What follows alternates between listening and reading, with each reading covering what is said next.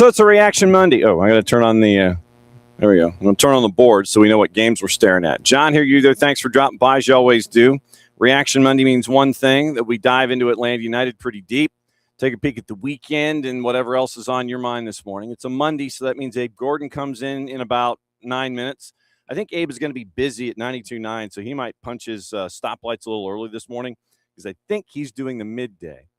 And then hour number 2 means it's Bart Keeler from the SoccerForUSPod. We'll look at cards and calls. I've got one call in particular that we need to look at. It's the JT Marcinkowski red from LAG and CF Montreal.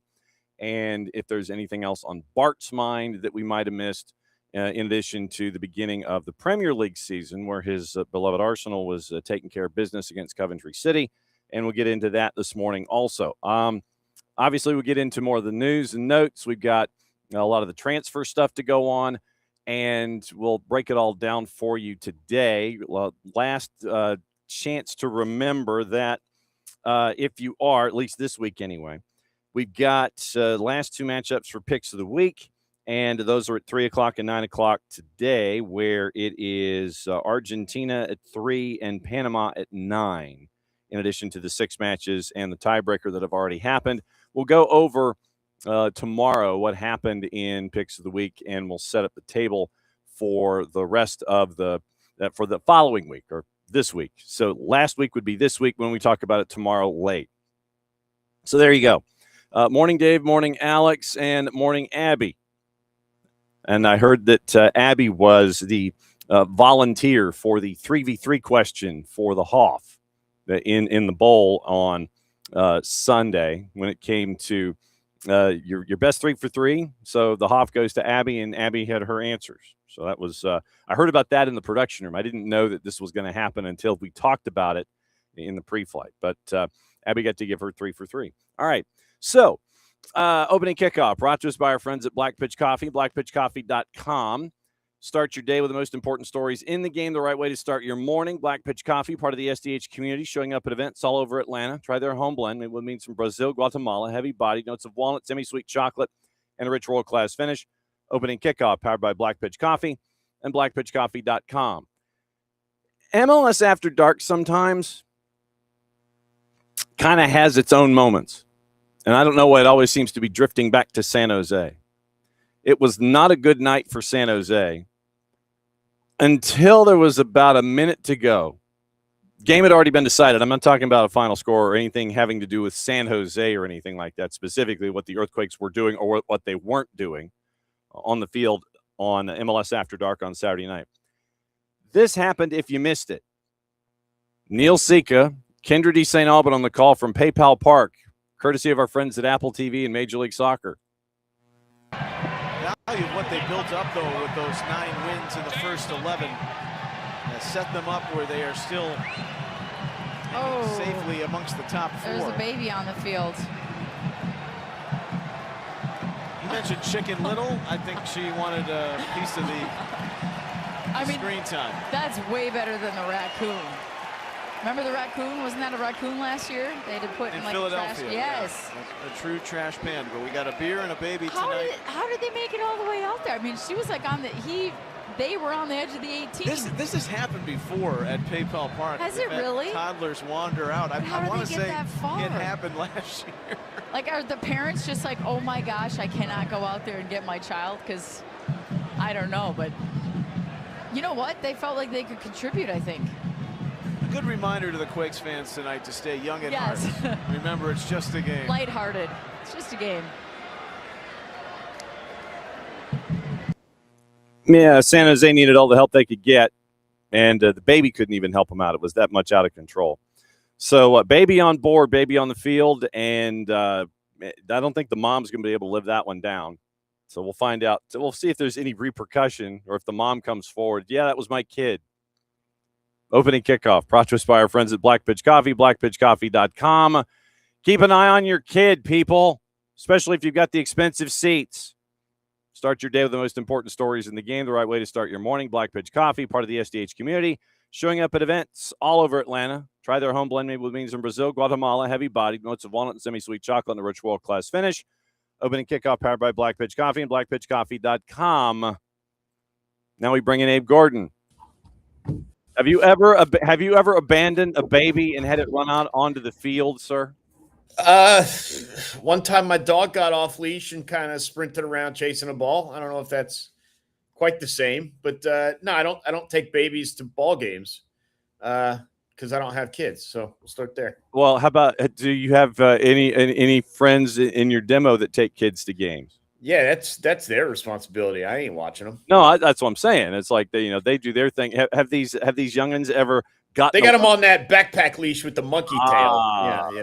They got ways to keep handles literally and figuratively on those. Yeah, so. see, that's what I was getting to. That's what I was trying to figure out was how they handle things. And you just keep the kid on a leash, right?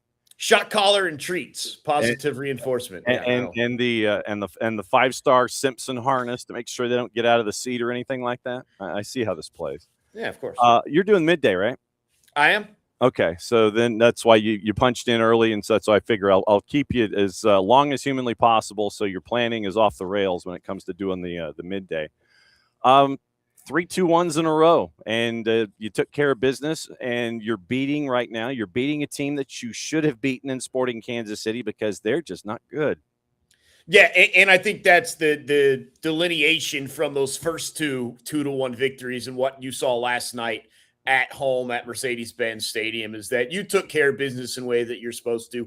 You went up early by 2 goals, as a matter of fact, in the first half and just kind of cruised from there. Yes, you conceded midway through the second half, and you had to bite your nails a little bit at times the last 25 minutes, but you did what you're supposed to do and pick up 3 points at home against a team that is worse than you. And I understand they were at the bottom of the table in the West. You were technically at the time the bottom of the table in the East, but I think most of us probably felt that this team is all the sum of the parts are better than the worst team in the Eastern Conference. And I think you've started to see that a little bit in recent weeks. And you and I have talked about it, man. It really is happening at every level, which is the first time you can say that, I think, in certainly this season, but even going back, I think the defense has played outstanding. I think Lucas Hoyos, he wasn't asked to do very much yesterday, but in the 2 games prior, he was outstanding.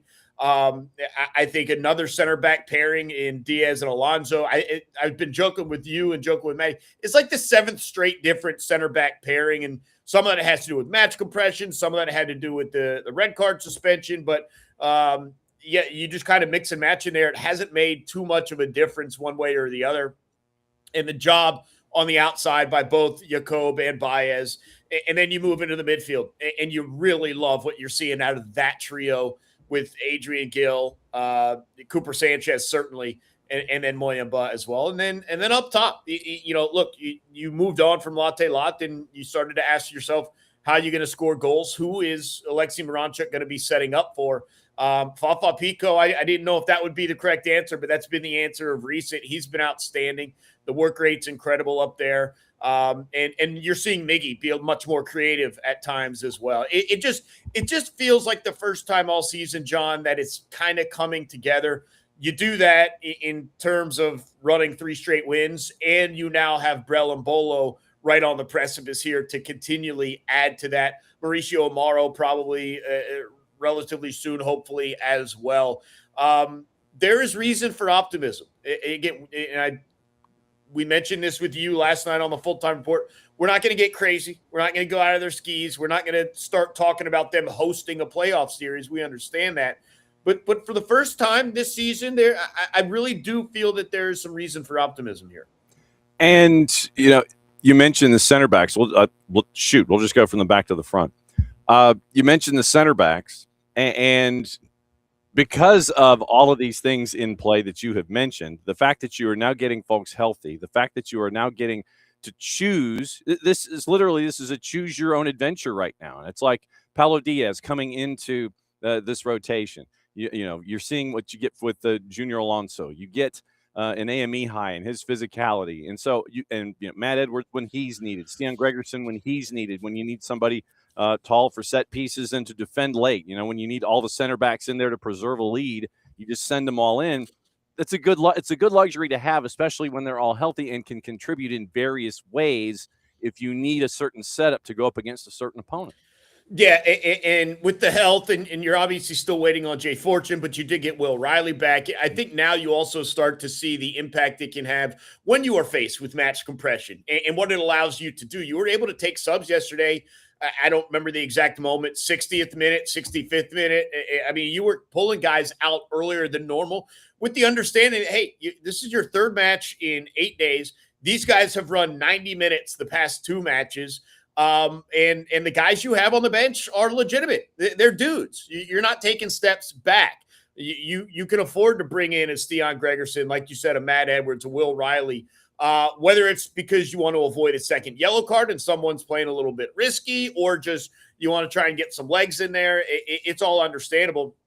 And there have been times where you were just shallow, either because of lack of quality or because of injury. You were shallow. And when you make a substitution, you knew it came with the risk of, all right, we're not as strong here. That's not the case right now. And I would argue that maybe still is the case in the midfield while Jay Fortune is out to some extent. But that's certainly not the case along the back line. Definitely not in the center back where you could have pulled out a number of different guys to mix and match and be comfortable there. And that's going to protect you over the remainder of the season. This isn't the only time you're going to have 3 matches in a week. You've got other midweek matches coming up. And so you are going to have to be rotating a little bit more than probably you would like. But it affords you the ability to rotate without losing anything on the field, on the macro level. I'm sure, everyone has their strengths or weaknesses as individuals, but overall, the defense, again, 3 straight games. You haven't gotten a clean sheet yet, but 3 straight games with only 1 goal conceded. I think generally this team, and I would argue most teams in MLS are probably going to take that and feel like you can at least get a draw or a win if you're only conceding 1 goal per match. I would feel pretty good about chances most weeks. Defensive garanimals is what we've got right now. Will Riley came in the 62nd for Adrian Gill, who had been putting in, let's see, 180 and 62, 242 minutes over 8 days. Luke Brennan came in. He lasted 15 minutes. He went down with an injury. We'll keep an eye on that. Stian Gregerson and Matt Edwards come in. Stian comes in the 73rd. Matt Edwards and Steven Alzate help you out defensively with 13 to go. So you had that, and you still had an AME high and Ronald Hernandez available for you, as Sergio Santos in attack if you needed it. So those pieces were there for you. And once again, we're talking about Tristan. We're not talking about Muyumba. We're talking about Tristan going forward and being engaged as a part of the offense and giving you more headaches if you're trying to figure out what I've got to do to defend. And specifically where Miguel Almiron is concerned, Miggy tries to create early on. He had the early opportunity with Jacob on the wayward cross in the 3rd minute, but Miggy found some ways to really cause headaches for Sporting Kansas City defensively down that left-hand side, because we had figured that they could be had, meaning Sporting could be had if you have the speed that you've got with Atlanta United working the edges, and then you have the artistry in the middle, and you end up with Miggy putting Mosqueda in the spin cycle a couple of times that ended up in a goal. Yeah, look, part of me wants to not overreact to how Atlanta United looked against Sporting Kansas City, because with respect, like, Miggy shouldn't be running past anyone defensively at this stage of his career. Just based on pure speed, he shouldn't be running past guys. He was able to run past Sporting Kansas City. Like, that's pathetic. It just, if we can take it, really, like, I'm sorry, it is. Like, he's so we can't just rely on, like, Miggy playing the ball to himself in space and sprinting past dudes on a weekly basis. We understand that, so I don't want to overreact too much to how dangerous he was. Right. But I do think you see Miggy now more as an understanding creator than as a eye for goal scorer. And I think that boosts everyone. And you're only able to do that because you have Muyumba, Tristan, behind him. You have Alexi alongside him, and you have Fafa in front of him. And he feels like there's help where he's going. And I think you saw him, again, you mentioned it. He put old dude in a blender and spun him around a couple times. It's like the Dairy Queen blizzard. He turned that thing upside down to make sure it was sticking. That guy wasn't pulling himself back off the turf. He didn't want to. Mosqueda had a long day. Yeah. And so, it's an outstanding showcase for Miggy. We just came off that run where he had scored 3 goals in 3 consecutive matches. Now he picked up 2 more assists last night. He's getting assists off corners. He's getting assists off of open play. And the other thing, and kind of mentioned this last night, I think you're seeing when things are good going forward, when things are good in the attack, you're seeing these guys also become willing defenders. Mm-hmm. And that has made a ton of difference. We've seen Miggy last night defending back. We've seen at times Fafa Pico dropping as deep as necessary to help out in the defense. And then Alexi's just able to float and do all sorts of nonsense in a positive manner there. So again, don't want to overreact to it, but it just, everything seems to be going right at this moment. And I think that's partly because this is the most confident this team has been all season. This is the most connected. The chemistry is there all season. You if you remember going back, and you could talk about this, I think you brought it up post-game last night. If you remember going back early in the season, maybe especially building out of the back, there was not only a little bit of panic, but some miscommunicated passes that ended up becoming threats for the opposing team. And not to say that you're never going to run into that again, but you just didn't really deal with that in recent weeks. Like the backline and the midfield are connected. They're also willing to take some of these more risky passes. I mean, your first goal, I think, develops off of a risky pass. Mm-hmm. Elias Baez plays it to Cooper Sanchez where there is not much space. And if you do turn it over there, you could find yourself in real trouble because of the press and what Sporting KC was doing. Elias Baez finds an angle to get it to Sanchez. Sanchez turns, kind of fakes like a turn inside and turns outside, and now he's got space. He goes up the field. It eventually finds its way to Miggy. Miggy eventually finds it to Jacoba. I don't know if we see them playing out of the back, both with the pass and with Cooper Sanchez's run early in the season. It felt like early in the season, that's a ball that gets deflected, turned over, and is headed back towards your goal. You can definitely see a difference in communication, the connectivity, the confidence, and quite frankly, a little bit of risk as well. Or you're not processing it and just, it's like, okay, all of this stuff is going on in front of me. I'm going to keep it safe and I'm going to play it backward, or I'm going to try and find somebody who has some space around them where I think they can create, and we can continue to draw that pressing defense forward and closer to me.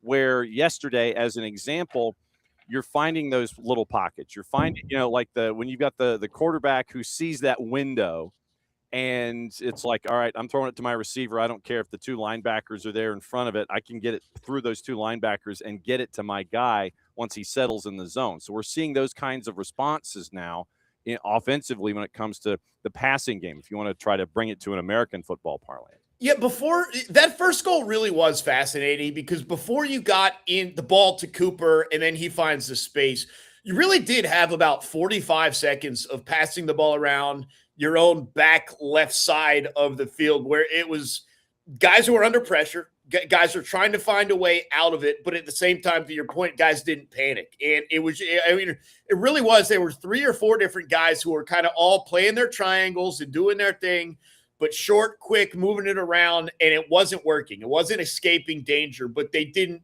force more danger, and they eventually did find a way out. I mean, you'd have to go back and look, not just the build-up, but the build-up to the build-up. It really was an interesting run of play there for a number of guys just trying to, and Tristan was involved in that. Baez certainly was involved in that. And just all that passing without putting the ball in too much danger. You didn't escape danger, but you didn't put it in danger, and then eventually you did find the pass that got you out of danger and got you attacking. Some really fascinating movement and teamwork and understanding of what's going on there. And again, it just didn't feel like you were having that style early in the season. It felt like when you got pressured, there was panic, either just blasted out of bounds, blasted up field, whatever it was. And you're right. People are playing comfortably right now in a positive manner. And it was interesting on that. And I might be mixing my possessions, so don't hold me to it. But there were times where, as Atlanta United is working their way from right to left, you would see Sporting's defense pin Atlanta in to the near touchline, and it would be 1v4. It would be a 2v4 where you're seeing Atlanta United and that extra defender that we talk about you're not having a whole lot of space and you're trying to pass on a phone booth and it's still happening. You're just thinking quicker and you get out of jams that way. Yeah, and again, a lot of that has to do with confidence in the guys who are maybe a little bit further behind you, a little bit further towards essentially your center backs. Who, hey, if we turn this over, these guys are going to pounce. They're gonna turn it right back over. And so, yeah, I just feels like at times you would just blast the ball up the field, cede possession, and go from there. And the other thing, and this is like a Sporting Kansas City issue, that's on them. I actually thought they had some really interesting play out of the midfield at times. They were just atrocious in the final third. There was no real I actually thought that some of their vision and movement and passing was really good as they attempted to build. But once they made the first pass or two into their build, it kind of just fell apart. And some of that's bad touch. Some of that's lack of quality, whatever it is. They had some interesting play in the midfield. That's a team that if they can get some goal scorers and maybe a little bit quicker defensively can be, I'm not going to say they could be good, but like not the worst team in MLS. But what we saw last night, it was not great. It was not great play from them. And look, just happy that Atlanta United is going to take advantage, and they've got bigger challenges coming. Obviously, you're taking on Charlotte now, right? Like Charlotte's top 5 in the Eastern Conference, looking for a way to get up to 4 to host one of those games. But you are home again. You've won your last 2 home games for Atlanta United. And again, this is the best run of form that they've had at least this season, if not multiple seasons. We all have heard the stat now. First time they won 3 straight since 2021. Mm-hmm. I mean, that's 5 years, John. Like, it's 5 years. And I'm not saying this is the best run of form in 5 years, but just in terms of what it has been right now, you're looking forward to hopefully showing that this can be something you can build on and hold steady, not just, hey, you got lucky here, you got lucky there, you played a worse team there. No, you're going to need to have these results against teams that are in the playoffs, like Charlotte. And so it's going to be really interesting to see, because I think if you get a result against Charlotte, certainly if you get 3 points and win 4 straight and whatever, like now you start to have a discussion about like, okay, like what is this team? Mm-hmm. What are we because beating Minnesota, who's not great at home, and they were a fringe playoff squad. It's great. It's great to go on the road and get 3 points. Understandable. Red Bulls were kind of hanging around. They were, I think, 6th or 7th at the time, but it's real tight there. And then they dropped a little bit, and they're so wishy-washy anyways. You know, at some point you're going to have to beat a team that's good consistently. And I'm not saying that's necessarily Charlotte either. Yeah. But those are going to be the real measuring sticks. I mean, you opened our conversation, did what you're supposed to do against a team like Sporting Kansas City, and respect for doing that. We've seen this team at times not do what you're supposed to do, but at some point you're supposed to, quote, do what you're not supposed to do in the positive manner, which is beat a team that is securely in the playoffs, and you get that opportunity to do so at home on Saturday. And if you accomplish that, now we really start to have a discussion about, yes, what the rest of this season could be, but also, hey, if this is what we have now, and we're adding a Morrow, and we're adding a Bolo, and we're going to have another transfer window before the sprint season, what can the next season or two be with this kind of group of core players before some of those contract decisions that you and I have discussed really come to pass? And Charlotte is 7:30, so 7:40 kick, which means Saturday night 6:30 for Five Stripes Countdown with you and Madison Cruz, and the Band of Thousands at Mercedes-Benz once again on Saturday night. So when does your shift start, sir? My shift never ends, man. Like we're here officially on air. We're at 11. Okay. I'll be behind the glass though. So the other guys, Andy and Randy, are doing all the heavy work, but yeah, looking forward to that. A lot of discussion on the other football. Certainly going on. Do you get to heckle appropriately from the other side of the glass?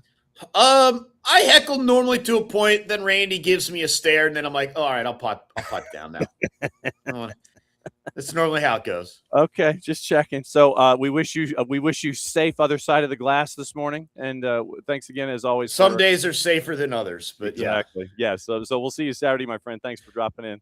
Thank you, John. We'll chat soon. There he goes. He's going to be properly hydrated and everything as he's behind the glass for Andy and Randy. So Andy and Randy and Abe coming up at 11. So That should be fun. That's why I like, when Abe said he's on the other side of the glass for this, and that's why I asked if he likes to heckle or he gets the chance to heckle. Then Randy Cumbry sits there and wanders over, probably puts his hands on the glass and basically tells him to stop. And then Abe's like, okay. So Andy, Randy, and Abe, 11 o'clock on 92.9 The Game in the Odyssey app. So that's why we had to kind of let Abe go at 9:30, regardless, so he can get everything all squared away there at the Colony Square Studios for 92.9 The Game and Odyssey and all points in between. So let's see who's in this morning so far. I saw the OG had drifted in. Let's see. Abby is in. I do not have an update on Luke Brennan. They probably, until the first opportunity that the coaching staff has midweek, we may not necessarily know, because they're probably going to want to monitor it a little bit and see how it responds to ice and elevation and maybe some electric stim, and we'll see what happens there. But we'll keep an eye on Luke. Luke was in for the sum total of 15 minutes before he went out with an injury. But we'll keep an eye on that this week as you get ready for Charlotte. Obviously, a week with Charlotte means that we will catch up with the voice of Charlotte FC, Will Pelagic, at some point this week, and we will find out what is going on up there with Alan St. Maximin and his integration into the lineup. And we will get our Charlotte intel and find out what the latest is with them. The intel on Sporting, just so everybody has it straight, right now, yesterday, Dejan Joveljic was not in the game day squad. And there have been reports that he was already out on the West Coast and getting ready to get things squared away to where he gets to have a new home, and trying to figure out the contract dynamics is probably the way that I'll phrase it. The contract dynamics of having Dejan Joveljic in, and apparently the linchpin in all of this is the contract of Albert Rusnak. So Joveljic to Seattle, if and when they can get Rusnak squared away. And then apparently Sporting is chasing after Fernandez Mercado from NYCFC. And they had fronted a boatload of money. They were like, hey, here, and just pushed all the money to the center of the table. It's like Casino Royale. Just everything goes forward. So all of that right now, Sporting can't move on NYC until they get Joveljic off to Seattle. And so right now, Sporting is a team that's just kind of there. You don't have your number one striker because you're sending him on his way and you're waiting for another scorer to come in, but you can't have that other scorer come in until you get rid of your striker. So that's kind of where you are right now. You're in this roster limbo. And not having Dejan Joveljic, actually, you could see how much of a difference it was yesterday when your front line in a 4-4-2 was Taylor Kalera and it was Magomed Suleimanov in a 4-4-2. So you could tell, and that back line yesterday, Karic, Meyer, Mosqueda, and Jake Davis. And then Jake Davis had to be subbed out at 45. Justin Reynolds came in for the second 45. And after Karic got the yellow, Jaden Reed came in for the final 30. But that initial back four, it was an adventure and a half for them. Much to Atlanta's benefit, but nevertheless, it was an adventure for them. Morning, Michael Head. Morning, Katie Weaver. So glad to have all of you in here this morning on a Reaction Monday. So let's go over the starting lineup. We've got your highlights, got some posts here. Once again, Bart, Keeler, SoccerForUSPod is going to be joining us at the top of the next hour. Starting lineup, Lucas Hoyos in net in the 4-2-3-1. Elias Baez, Junior Alonso, Paulo Diaz getting his first start for Atlanta United. Gave you 73 minutes. We'll get into him as we go in the highlights. And then Tomas Jakob, the double nickel out on the right-hand side. Your two midfielders, 2/3, your defensive midfielders, Adrian Gill, once again, Cooper Sanchez. They had Tristan Muyamba listed, Fatmob and everybody had him listed more as a midfielder in the attacking side of things than the defensive side. But, if Tristan goes forward, Adrian Gill stays back. Cooper Sanchez perhaps drifts into the play, or he's, depending on the situation, Cooper's the swing midfielder. Adrian Gill's going to be the one that stays as a part of that pair of defensive sixes. Then Miggy obviously on the left, Miranchuk on the right, and Fafa Pico up top. So that was your starting lineup. And Atlanta really didn't waste a whole lot of time in getting on the board. We get two versions, and this is when we like to do the two versions. So because it's a home call, we're going to go ahead and start the first goal. 92.9 The Game in the Odyssey app. Tomas Jakob gets the goal for Atlanta United. Once again, we talked about early chance in the third. 10 minutes later, goal number 1. Mike and Jason on the call. Miggy into the box, left side. Miggy fakes the shot. Mosquera goes to ground. Miggy with a cross. Shot. Score! Tomas Jakob!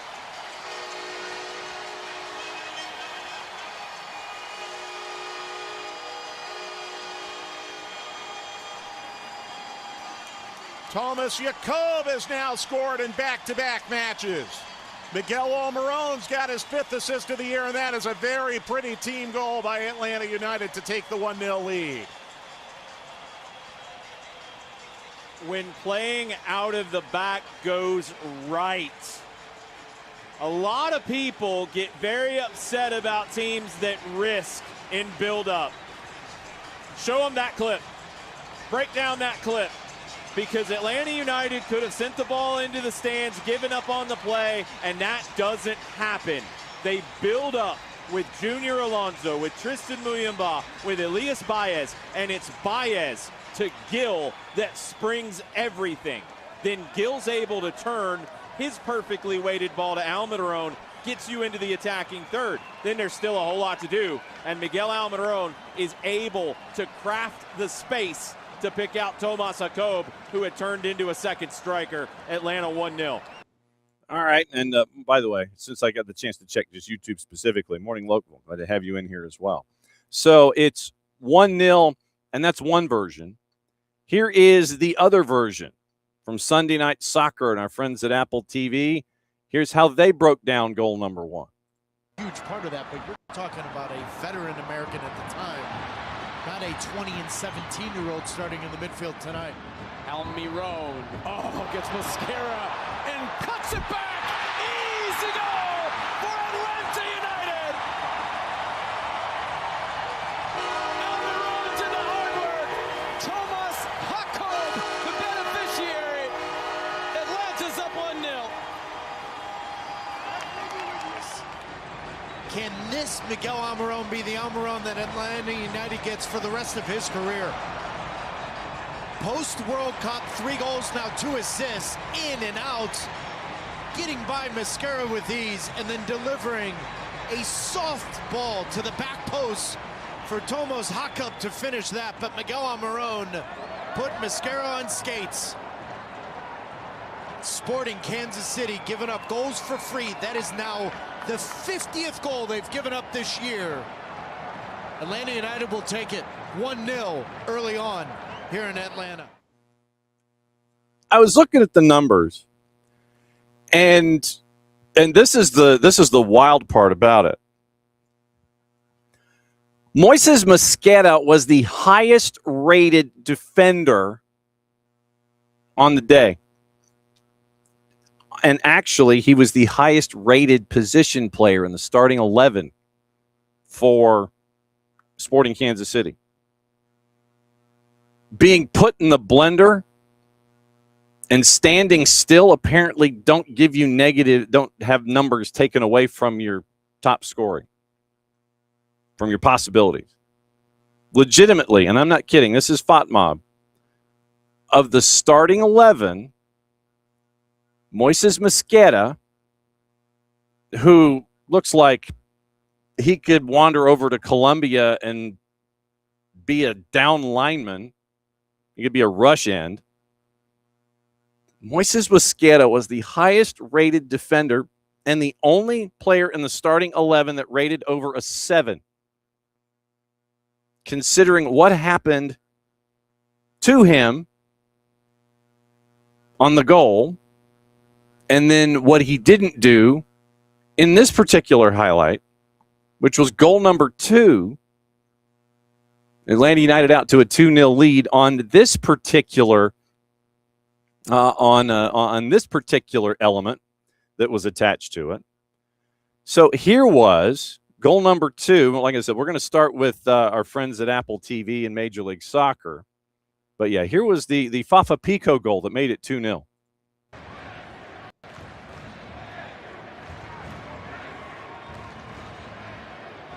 Now the corner sent in by Almiron, and in! Pico the flick! 2-0 Atlanta!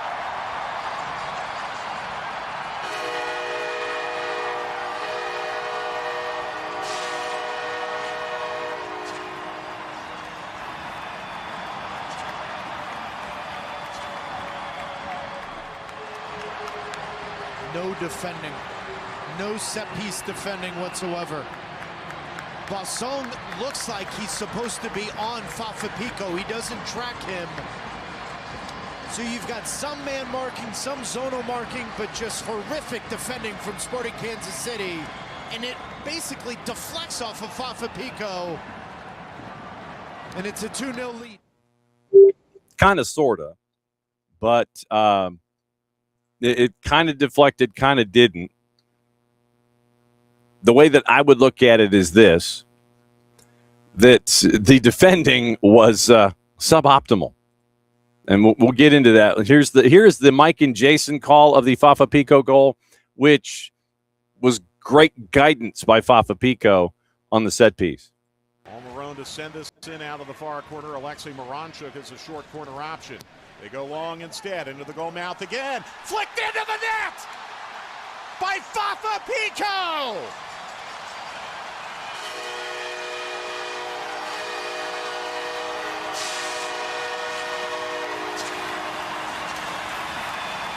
For the second time in as many home matches, Atlanta United has scored with Fafa Pico off a corner.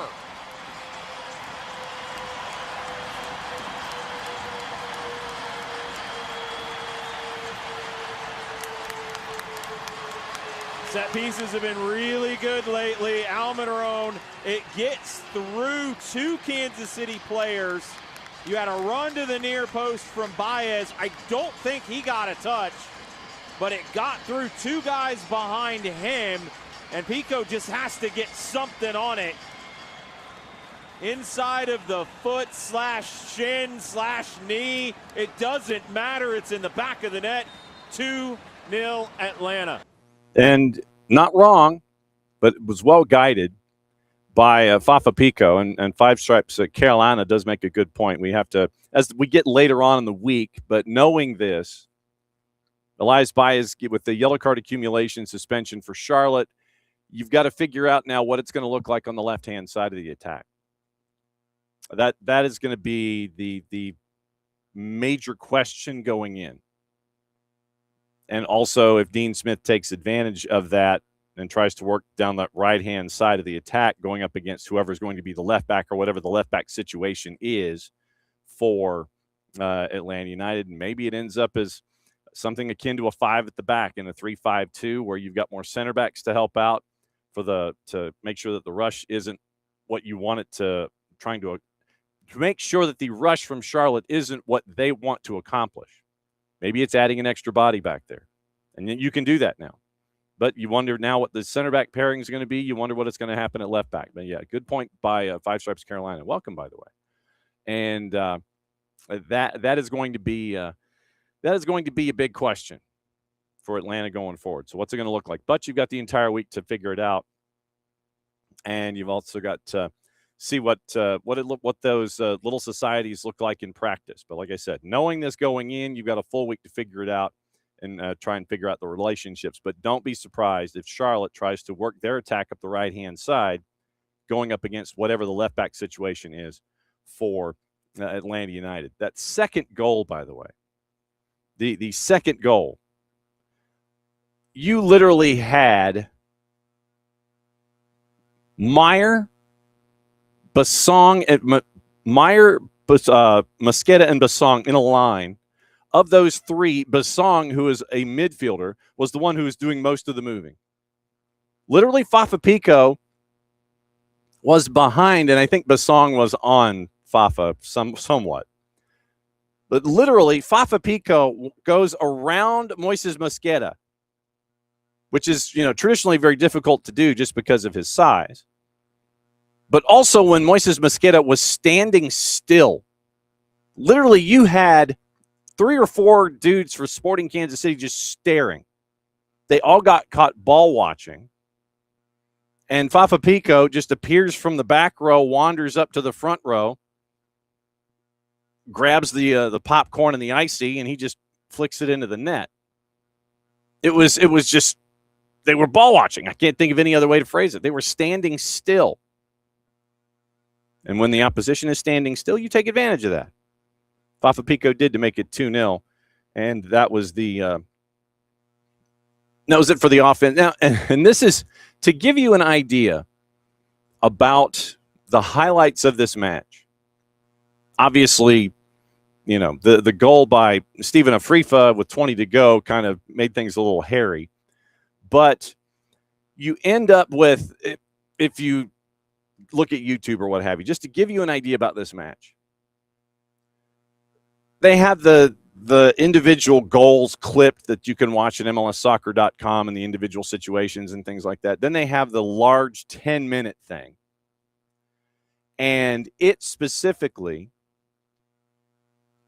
ran 70%, literally, of the 10 minutes and 13 seconds. I think it's safe to say that 6.5 to 7 minutes of it was first half. And then you had the goal by Sporting Kansas City, which probably gets you to about 8 minutes of content. So you only devoted 2 minutes of that entire 10 minutes of the mega edit to a goal in the second half and everything that happened in the first half. That's it. That's what this game was.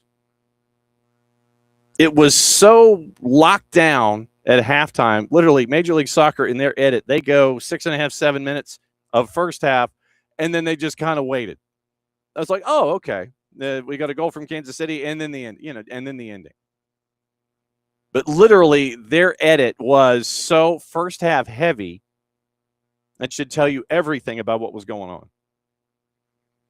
So Atlanta United took care of business. Katie, can you remind me when that was? The body check that didn't get called as a penalty.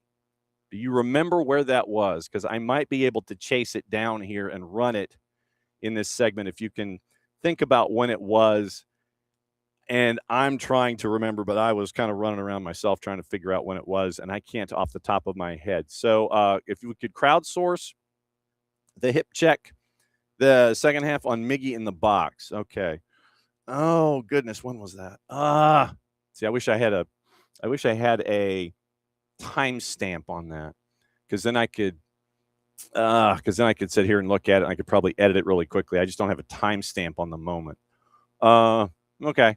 Because it wasn't even a foul too. Do I have it in my notes? Hang on just a second.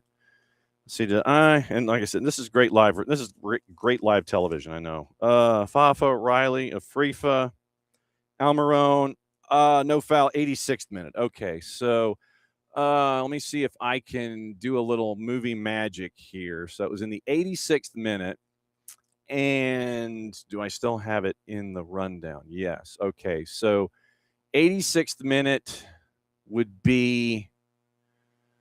Let's see. So 10 minutes in, 42. So let's see. So 45 would be 55. And then it would be an hour would get you to the first half. Hour 20 would get you to the second half.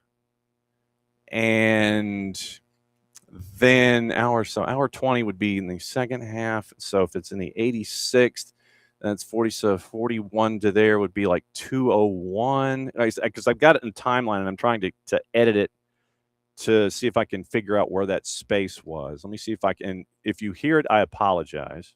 I don't want to diminish anything about what this team has done. Yeah, that was a little more work than you would have liked in those moments. But things here at the same time. This team just won 3 games in a row. Okay, so that is the end at 158.50.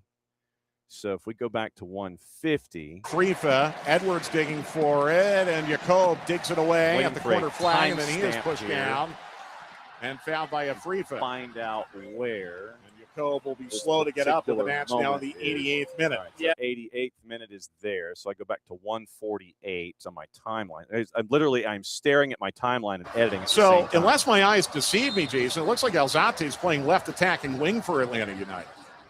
Okay, so He's in the midfield with Riley, Muyamba, and Alzate. That's your trio. Alzate's just flared much wider to the left than Muyamba is to the right. Kansas City with the throw off the far touchline. 85th minute, 2-1 Atlanta United. This portion of the match brought to you by Mercedes-Benz.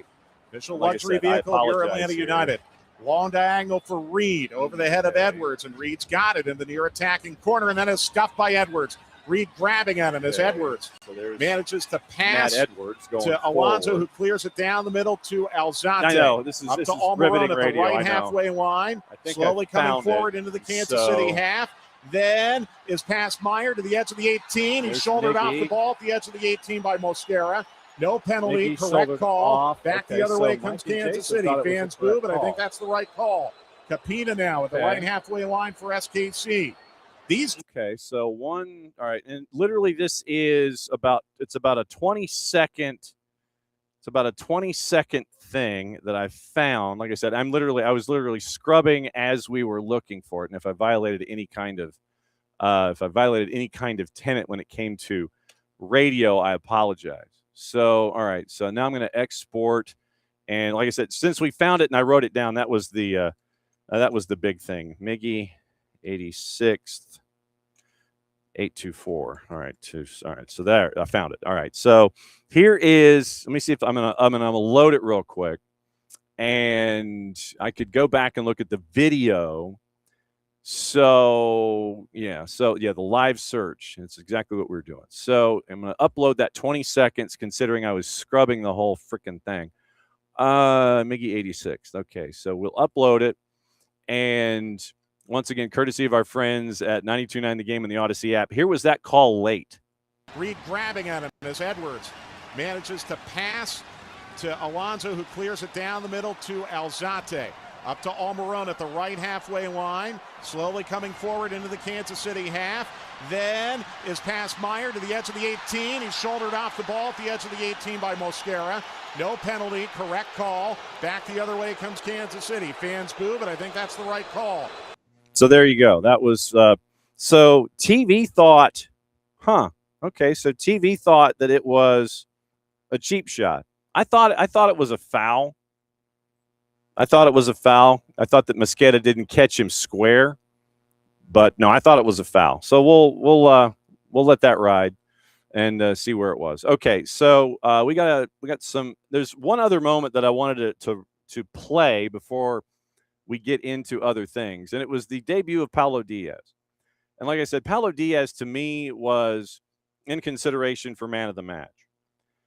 First time out there, first time start, and you're paired with Junior Alonso, and you have moments like this, and there were 3 in the first half where Paulo Diaz was introduced to both Major League Soccer and to Atlanta United fans. This was the 3rd of those moments. Once again, 92.9 The Game and the Odyssey app. Now 20 yards from the end line. Cut back in the midfield to Davis. Davis now dribbling past Almiron, past Muyamba. And then Capita is stuffed by Diaz, who bodies him away from the ball as Hoyos tumbles over it at the edge of the 6. Capita tried to run through Paulo Diaz and ran into a brick wall. I think we're going to like this guy. That's one of the best defensive plays I've seen all season, and Diaz didn't even try to play the ball. He just shields Capita off of it. Capita tries to run through him, and it's physically impossible. Yeah, so don't do that, or do it at your own peril. So, yeah, Paulo Diaz, for those that might have missed the numbers on Paulo Diaz in his debut, he went 73 minutes.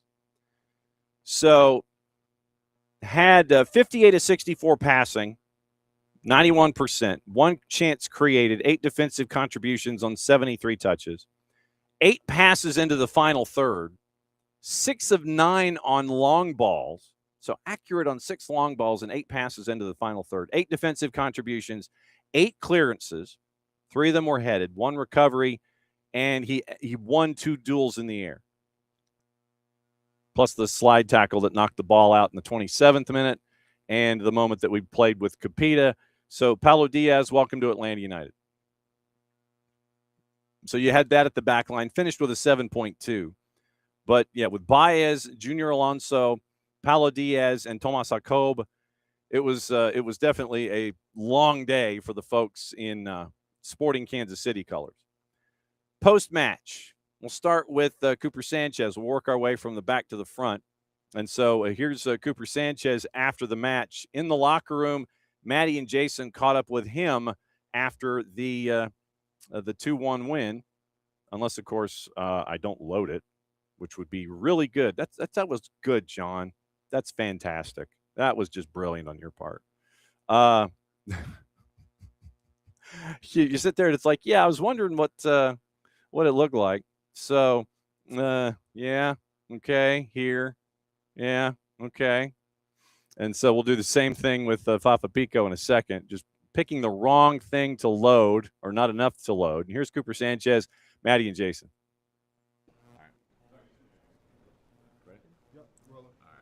Big win at home, Cooper. Just talk to me a little bit about how difficult that second half was. Yeah, obviously it's tough. I think 2-0 and, football in general, as it's known, is the hardest lead to, keep. Obviously they get a goal, but I thought we stuck it out and ultimately got the 3 points, and that's the goal. So this week, I mean, it feels like the confidence of this team is flying high right now. I just looking at the types of passes that you and Adrian and Tristan are attempting, it feels like there's just more confidence in the group. Are you guys feeling that in training and in games? Yeah, obviously that comes with, the wins, but also just the coaching staff and the players around us putting trust in us in our abilities to do that, to get them the ball and to get them in, goal scoring opportunities, because that's where they're best at, like guys like Miggy and Alexi and Fafa. So that's where we want to get them. How has Adrian helped in the midfield? A lot. No, it's been great playing with him. He does a lot of dirty work as well as I do. So it's good to have someone with me doing that. I think all 3 of us in midfield do that, and that's why we're ultimately pulling wins together.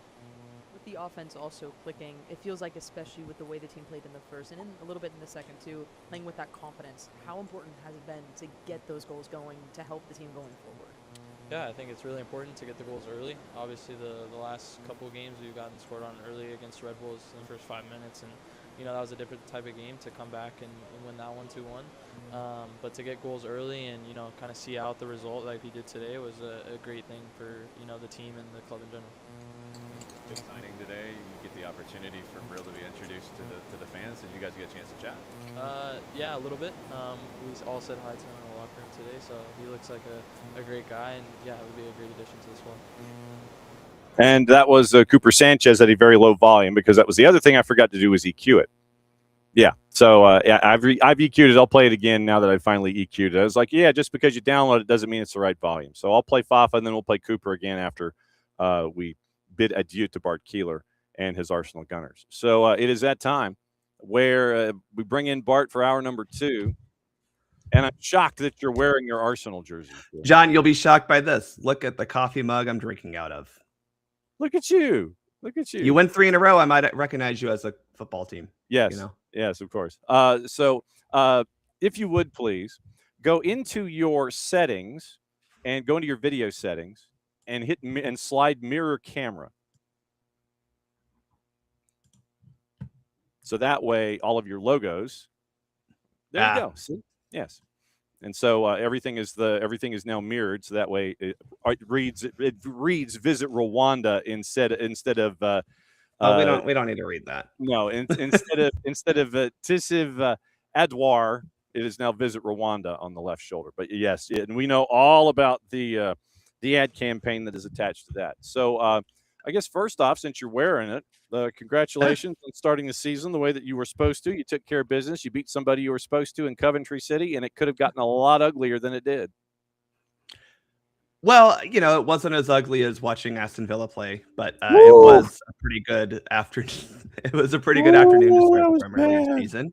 I was shocked, John, by the amount of widespread margins to start the season. Villa obviously, I mean, they get a red card, but all like 27 of the goals they concede were all before the red card somehow. Arsenal putting a couple past Coventry pretty early on. I thought, we had another 3-0 score line with some other team from London, and that kind of shocked me. I'm not going to lie. I figured opening weekend, it would be a little bit of like everyone's figuring out what they're doing, and that just means probably more goals or no goals. I guess we just got both in the same match. Yes, you did. So since we're here, Hull shuts out Manchester United. That screaming you heard was Drew Dickinson. Hull getting 2 on the board, shutting out Manchester United. Everton shuts out Crystal Palace. Ipswich and Sunderland. That was actually one of the cooler matches of the weekend. Leeds and Nottingham Forest, 1 goal on the board there. Brentford told Spurs to go out back, choose your own stick, and come back inside with it. 3-0 Brentford at the G-Tech. Brighton put 4 on Villa, and Manchester City was down 1-0, and then they weren't. 2-1 win there for them in the first game for Enzo Maresca. And Newcastle and Liverpool traded haymakers. You figured it was going to be an emotional environment because of the celebration of Kevin Keegan. They get the early goal. Then Liverpool comes back, and then Newcastle is there, and then Liverpool scores at the death. At the death, DETH, apostrophe, exclamation point. And Lewis Hall obviously was none too keen on that particular call. And the PK is converted 2-2 your final there. Is that reffing down here material for you, sir? No, because it's a penalty. I'm sorry, it was a foul. Like, I don't know what you want to happen there. So, yeah, it was 2-2. So when it came to anything else on the field of play, I do have the JT Marcinkowski red from LAG and CF Montreal. We do have to get into that because Devin Kerr and Nate Bicady, 2 of our friends here at the network, Devin was kind of like, uh-oh. So he was uh-ohing his way through that one. Did anything else in the Premier League stick out to you this past weekend? Honestly, no. It's a good thing, I guess. I think it was. Again, we talked last week about the footballing standards and kind of the emphasis of refereeing points of emphasis. And I think we saw a little bit of that with VAR intervention. I don't think we had many VAR intervention opportunities. Obviously, every goal is checked for offside and stuff like that. That threshold is going to remain. We need to check to make sure they're offside. But I didn't think we had any real interventions. And we just talked about the Newcastle-Liverpool match. I think it's a foul, so I don't think it needed VAR intervention by any stretch. But I thought you saw overall a pretty good adherence to that idea of, we want to uphold, we want the call on the field to be the call, right? And kind of the way that, if you remember back when instant replay and video review started in American football, the goal was, can you disprove the call on the field, right? And so obviously in our world, we have the phrase clear and obvious error. And I think they're just trying to make that threshold like, was it clear and obvious? As opposed to, was it a little bit of a maybe, possibly? Yes. You're kind of like, instead of proving a negative, it literally was, instead of it reinforcing a positive, you're trying to prove a negative, basically, I guess. And I do think that shift is important, John, because I think when you're saying, let's look for a mistake, as opposed to, can we find a reason to uphold the call? I do think you are going to get different outcomes of your investigation. Yeah. Look, we know this. If I'm looking for reasons that Atlanta United is still not going to make the playoffs, I can find them. But if I want to look for reasons, a positive that Atlanta United will make the playoffs, it's Adrian Gill. So, there are ways to go about this. If you look for the positives, you'll find the positives. Okay, so let's go to the JT Marcinkowski from the red card that happened for LAG against CF Montreal. And this is, once again, it's Nate Bicady and Devin Kerr on this particular call. So here is the red card, second half. And here was how they went through it. But yeah, Devin Kerr and his uh-ohs. It's almost like when Carl Lewis was singing the anthem and he didn't quite hit the notes he was supposed to, and you hear the color guy on the basketball going, uh-oh. It's one of those moments. Here you go, Apple TV and Major League Soccer. Lozano rises up to win the first header. Now it comes down to Petrasso. Into the channel for Owusu. Goalkeeper's coming out. There's contact. And now is this in the penalty area or out? The referee's reaching into his back pocket, and it's a red card. But one, is he in an onside position when the ball is played? We'll bring it back. Watch here. The two that are tangled up there as we await this free kick. Here it is. Sanchez couldn't get the dip on it.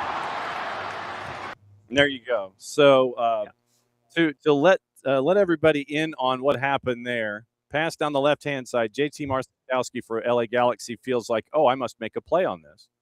And it's right there, like 17, 18, 19 yards, and it ended up being 19 yards out, and red card was brandished. Now that you had the chance to see it, what did you see? Well, obviously this red card is going to be for Dogso, so we have to go through the D's of Dogso. And one of them that you have to take in consideration here that I don't necessarily think rises to it is defenders. Obviously, JT Marcinkowski is the last defender. He's the goalkeeper, and he is the last defender. But there were a couple other defenders in the area. And then we'll get into the next ones, right? Because we're talking about distance to goal. Well, obviously, this happens, 3 inches outside the penalty area. So, I would say that's pretty close to goal. Direction of play, it isn't quite direct at goal. I think you are heading toward the goal line. I would not call this something, especially after the way the player is chasing this down. I don't know. It kind of reminds me of a game with Atlanta United and LAFC and Mateus Bogish and Brad Gazan, but that's just me. Right. It does. And so I think the distance to goal is the problem here. Now, the player, the attacker, is still fully in control of the ball. Like, I just feel like when you consider that this direction of play and the defenders that are still in the area, again, they're not necessarily like there are no other defenders behind Marcinkowski when the foul occurs, but there are defenders within 5 yards of both sides of the attack. I do have a little bit of an issue with this. Now, that said, this is very clearly a foul from Marcinkowski. It is outside the penalty area, so you are very able to give a red card for Dogso here. Yeah. Is this a case of probably a yellow card foul on top of the stopping a promising attack yellow card you would get? Maybe 1 + 1 = 2, and we're getting a red card for that as well. That's not exactly how we should be refereeing, but I can understand that a lot of these things are piling up against Marcinkowski, but I don't think this was necessarily Dogso in itself. I do have a slight issue, but again, VAR looked at this and thought it was at least not incorrect. And so I can understand why a red card was given, but I think with the tools we have, looking at the camera angle, I personally look at this and go, I don't know if this is fully meets the criteria of Dogso. And remember, and this is in the collective remember. So for VAR to fix this, it has to be clear and obvious. Yes. And using those 3 words, I don't know if you can sit there in the booth and go, okay, there is a clear and obvious error here that is correctable to rescind the red card in this case. Yeah, and you have to remember for the referee, they are looking at this in real time. You're looking at an attacker who has beaten the final defender, not the goalkeeper, but he is past the last defender. Like, right. I think that's fair to say. Now, again, I think that defender is still within the realm of in the play, but he has beaten the last defender. He is one-on-one with the goalkeeper. The goalkeeper has recklessly come out. Again, this is a reckless challenge by Darn you, JT Marcinkowski, and your recklessness. Yeah. I would argue that Marcinkowski is lucky that this wasn't a penalty kick, because if this is, I'm not joking, 6 inches farther down the field, it happens on at least on the line of the penalty area, and therefore it's a penalty kick. So, I think he's a little lucky in that regard. Maybe he's unlucky that it wasn't just a penalty kick, because he would have probably only received a yellow card for it. But I think from a clear and obvious standpoint, I don't think the referee is clearly and obviously incorrect. But I personally would not have given this a red card on the field, because I could have looked at two defenders inside the penalty area and said, can't give a red card for DOGSO here, but it is very clearly a reckless challenge and a stopping a promising attack challenge. So, okay. There were a couple of things that just popped into my head. Would you not have brought it back to I was going to say, would you not have brought it back to where the foul was beginning to be committed, which would have been outside the 18 in the first place? I mean, you got to go with where the contact basically is. And I do think the contact occurs outside the penalty area, at least from what I can tell. Yeah, that's what I thought. Yeah. The contact started there. And then the other element was, even if, and this goes back to Bogish v. Gazan, I feel like I just went People's Court or Law and Order or something. Could you not assume, and this is dangerous to do this, that as the offensive player is going down the inside left channel, and yes, he is behind the last defender, that he is still in a position to have an angle to create a shot? Yeah, and that is valid, right? That's where I'm not going to fully say he's not direct to goal.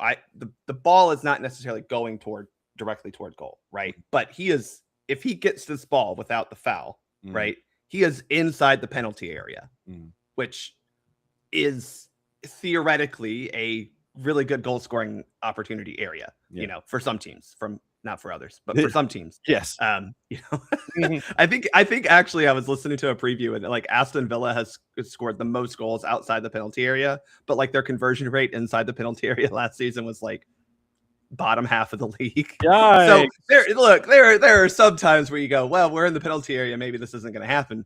But that is kind of the issue here, John, right? It's like I am looking at this a little bit as not just a referee, but as a player going, and as a goalkeeper. I'll look GK Union over here going, that's not really toward goal. But that doesn't mean it's not a goal scoring opportunity when the ball is going to be inside the penalty area, with I mean, at that point, again, a relatively good angle at a shot on goal. It's not like it's a 4-degree angle.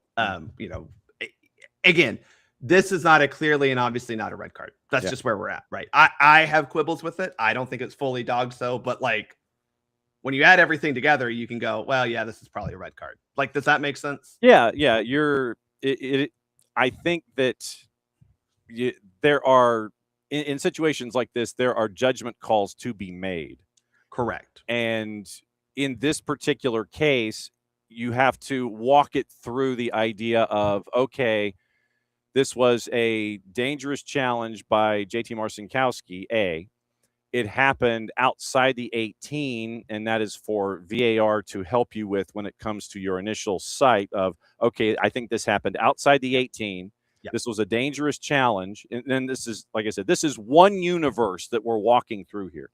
So in one universe, it is JT Marcinkowski comes out.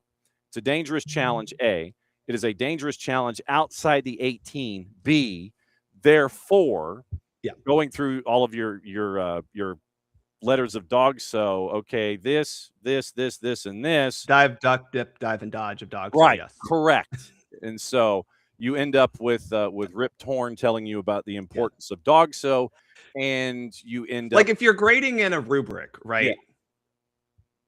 And you go, okay, out of 5 points each. Yeah. Most of these are at 3 or more. Like that's just kind of where we're at. And when you look at that, you got to go, well, this is a red card. Unfortunately, when you go through it, you go, well, it's not fully DOGSO, but it is a reckless challenge. And it is stopping a promising attack. And, all these things combined, you go, yeah, all this probably equals. But don't you have to go 5 for 5 though? If you're looking at DOGSO, so no, you don't have to necessarily. Yes and no. Like again, it's not a 100% or nothing in the D's of DOGSO necessarily. Now there are some, right? Like defenders is one, right? And again, I think for this one, he's very clearly beaten the final. I think it's the center back who's chasing after him. He's passed him.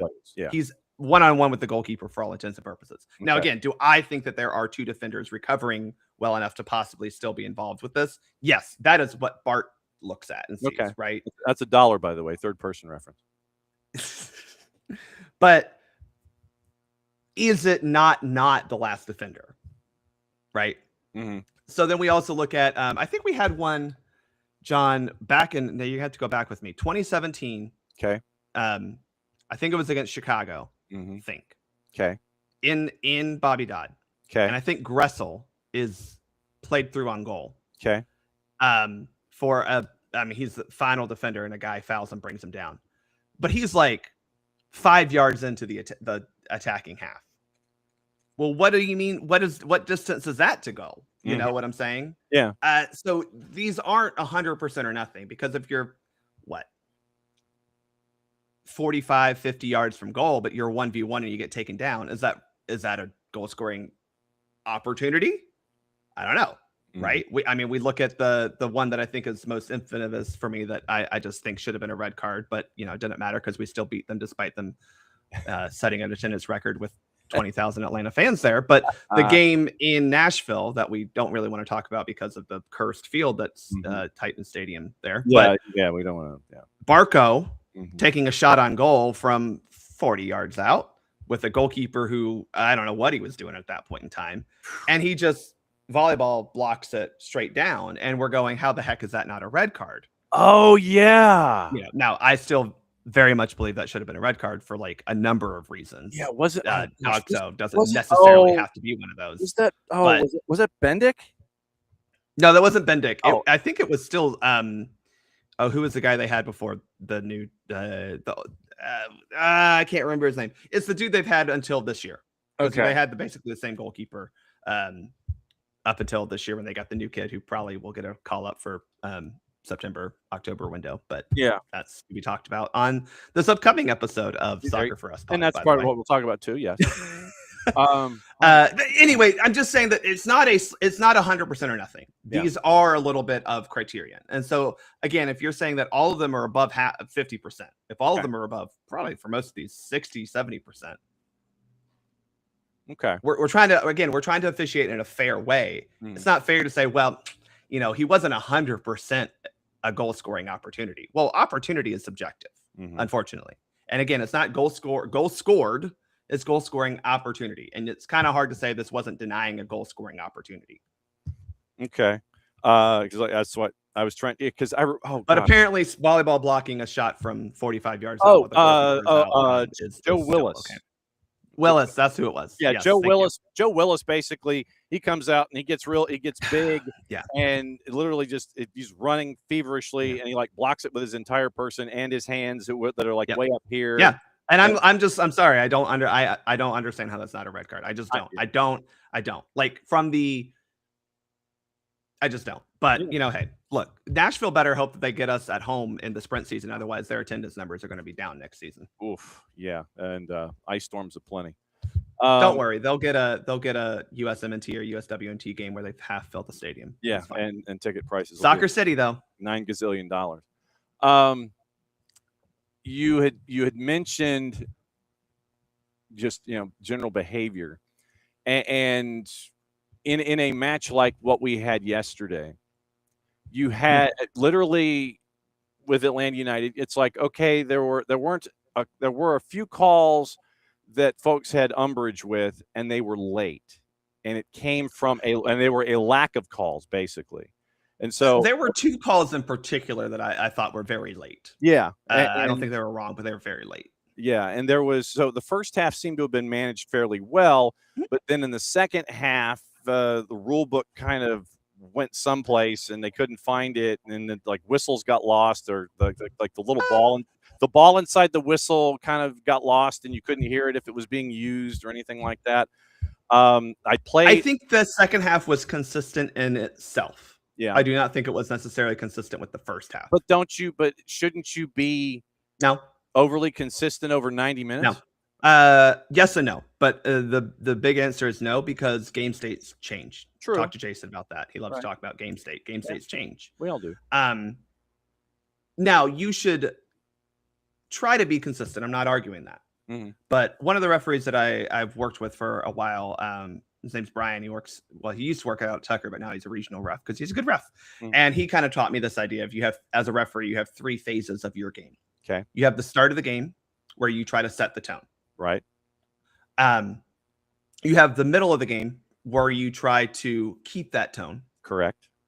And you have the end of the game where the middle of the game where you're adjusting your tone to make sure that you're trying to get, okay, well, I've set the tone. Is this the tone that is actually needed for this match? Because I might come into a match, and go, we're going to be hard on this, this, and this, and we need to, okay. 15 minutes in, I might go, oh, this is not I came into this envisioning a game that is not playing out for one reason or another, right? Okay, well, I got to adjust. And then the final third is hopefully trying to keep with the adjustments you made, right? So basically we've said toward the end of the middle third, we have said, okay, this is the adjustment I'm making. This is my new standard tone, whatever you want to say. This is your new milieu. Yeah. Keeping it. Yeah. But again, the problem with the final third is what happens usually, John, after minute, 87. Yeah. Yeah, things kind of go a little sideways. Craziness, right? Yeah. So you do want to try to keep that standard, but understand that, things are going to go happy. So saying that, I think the problem was for Tori Penso was the game between the first and the second half was very different as well. It was. Because Atlanta United came out of the second half and said, we got this in the bag, forgetting that they're still not a very good soccer team and nothing is in the bag. You were up 2-0, great. But hey, man, Sporting Kansas City is terrible. They don't have a striker because they sold him, the guy that we probably should have bought last year. Well, it changed because Atlanta United came out with a slightly different posture. Sporting came out with a different posture. Things changed. I don't think there was anything particularly wrong with the calls she did or didn't make, because I thought there were a couple that I said, well, okay, if you're not going to call that, you didn't call that. Okay, fine. There's one where I think Muyumba trucked, hit stick someone on the edge of their penalty area as they're coming in. He wins the ball, I think. I think he did. Yeah. I think he did technically win the ball, but he kind of wins the ball and bulldozes through the guy. Well, and that's the thing where would I have called it a foul? Probably. I would have said, hey man, we can't just run through someone. But in the first half, it should have been called a foul in whatever the behavior was. Then in the second half, if it's the same behavior that's exhibited, shouldn't you call it a foul then too? Because sometimes it's something happens in the first 45 and then all of a sudden you kind of let the game go off on its own and it turns into a color your own adventure handbook in the second 45. And the standard that you set in the first third and the second third, as you're describing, goes away for whatever reason in the final third. Well, again, I don't think there was I watched a completely different game than everyone. I didn't think there was any real issues. Okay. What did you see I played the Miguel Almiron Mosqueda. I thought Mosqueda, popped Miggy in the chops, and they were the one that everyone's shouting for a penalty kick. Yeah. From my vantage point, when I was watching it, it looked like Mosquera wins the foot race to the spot of the ball, and they both are challenging for it. But Miggy is not bigger than Mosquera, and Mosquera being a larger volume of mass. Yes, he is. It's there, and Miggy is a smaller volume of mass, and then. Things, how do you I just didn't view that as a foul because to me, Mosquera got to the gained position on the ball right before Miggy did in that instance. And so therefore the coming together was more Miggy, his momentum still carrying him into him, not necessarily foul on Mosquera. That was what I saw. Okay. So then let me ask this: when it comes to larger individual, smaller individual, so if we just say someone Mosquera's size, defensive lineman, versus someone who he might be tight end size. He's pretty tall. He's a little more slight than a defensive lineman. Put him as that receiving end, and you might have a new Travis Kelce on your hand. Get him at that H-back position for the Chiefs. When you're trying to gauge contact, veracity, all of those things with large individual, small individual. Yeah. How difficult is that to gauge? So it's the same. I will say it's the same because I think to your point, you're saying, oh, Mascara got an elbow into Miggy's head. And you have to look at that and go, well, is that just you have to. Mm-hmm. Is that just because Mascara's natural movement of being 6'3", taking his arms out a little bit to shield off the ball, brings his, again, is it natural? Is it undue? Because if it's this, then that's a problem. Right. But if it's just this, like a natural, like you're making yourself slightly bigger, and it just so happens that Miggy being all of 5, generously we'll say 5'9", it runs into his elbow. Like that's just kind of the problem. Is like, you have to look at what their body action is, not always what the other player is receiving, because this happens a lot of times when a big player is going up for a header, right, and a little player will stand on the ground. Sometimes it gets called, sometimes it doesn't. It's more because we're looking at, did the big player interfere with the vertical space, the vertical position of the small player, right? Did you jump over them, or did you just jump up and the other player is just little? Wow, principles of verticality. I didn't know that you guys principles of verticality. I didn't know if I didn't know. Well, so I will say I do, and when I'm mentoring, I try to get people to look at it from that space because, I'll just say this: a lot of the referee training that we're getting from U.S. Soccer is good, but it's still influenced by IFAB and others who, to be blunt, don't have the breadth of sports vision that Americans have. It is easy to explain to an American the idea of a vertical space and verticality in the realm of like, hey, you know how in basketball, when you're going for a box out, your job is to get to that spot first. Most Americans, especially a lot of the referees I work with, can understand that concept. You understand that concept, John. You've watched basketball. In soccer, a lot of these instructors coming from the instructions that are coming from that place, the European peninsula. Yes. They don't have necessarily that viewpoint because they are so soccer minded. Yeah. And so it just is better to sometimes on our side of the pond, where we have a more variety of sports culture, to be able to explain things in a slightly better way. I mean, I always make the when we're talking about ball in and out of play, baseball is the best example to soccer. Did that ball? Did you see chalk?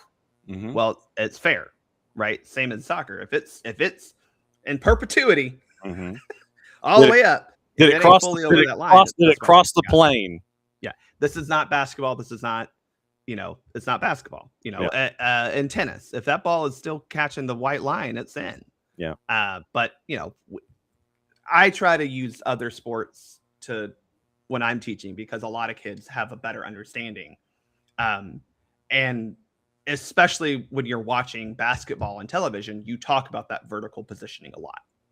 And we still have that in soccer. We truly do, right? My vertical positioning and the vertical positioning of the ball, especially, right? That area around the ball is important, because if I am first to the positioning of the ball, if I'm first to the spot of the ball, but I may not necessarily touch the ball, but I am gaining the position between whoever I'm jostling with and the ball. That doesn't necessarily mean I'm in possession of the ball, but I am positioned myself in a better spot.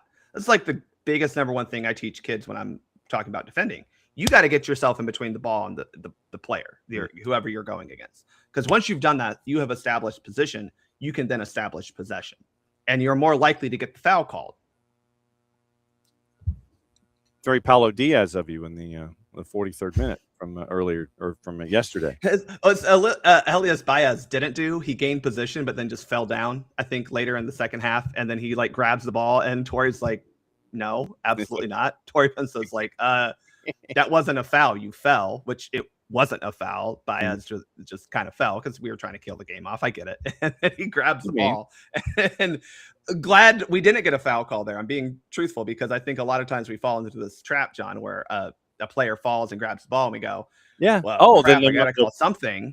And you tend to default. The problem was for Baez, he did it at midfield, not like in the corner, which is where most of the time it happens. got to be a little smarter. But that's a good example of just because you have that position doesn't mean you're always going to get a foul. But like, he did a good job of getting positioning, and most of the time you're going to get that call, just not when you're very obviously flopping. Yeah, unfortunately. Hey, he learned it from his captain and the new guy we signed. So I mean, if we're there you go.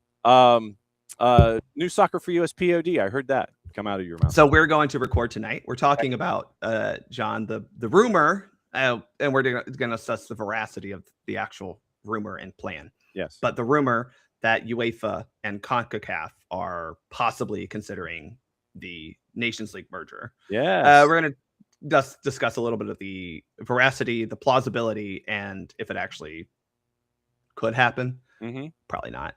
About being real honest. But remember, that's what we're going to talk about. But remember, these days, as you say, it is all about positioning before you get possession. And that is what we will be discussing on our recording tonight. We'll also be talking about the other discussion topic online right now, which is some people are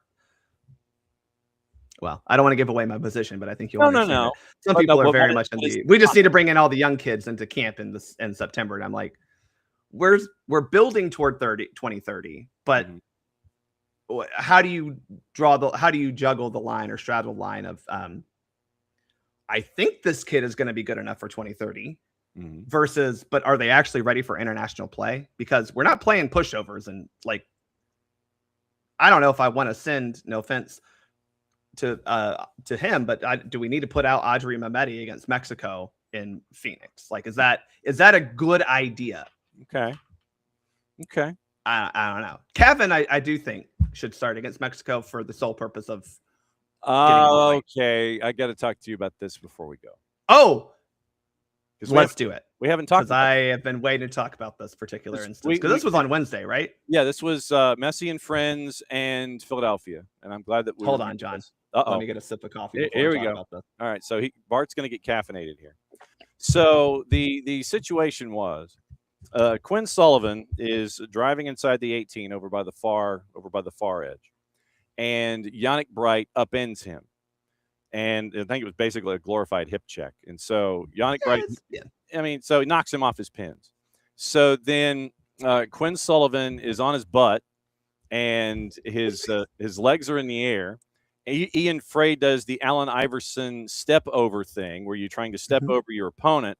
In the middle of it, Quinn Sullivan decides, you know what, I'm taking umbrage with this, and decides to spear Ian Frey, and then all hell breaks loose. And of course, and this was what we got into the day after. One of the first people that you see in a Philadelphia Union uniform come over is young Cavan. And Cavan wants a piece of anybody and everybody because no one messes with my older brother. Understandable. And under normal circumstances, playground. Yeah, I get it. And here, that's the Philadelphia Union Police, by the way. So Cavan comes into the mix, lays his hands on Yannick Bright, basically like punch, shove, and whatever. And I think Yannick Bright tried to face wash as a part of the whole thing. And as a part of all of this coming together, they got really nasty.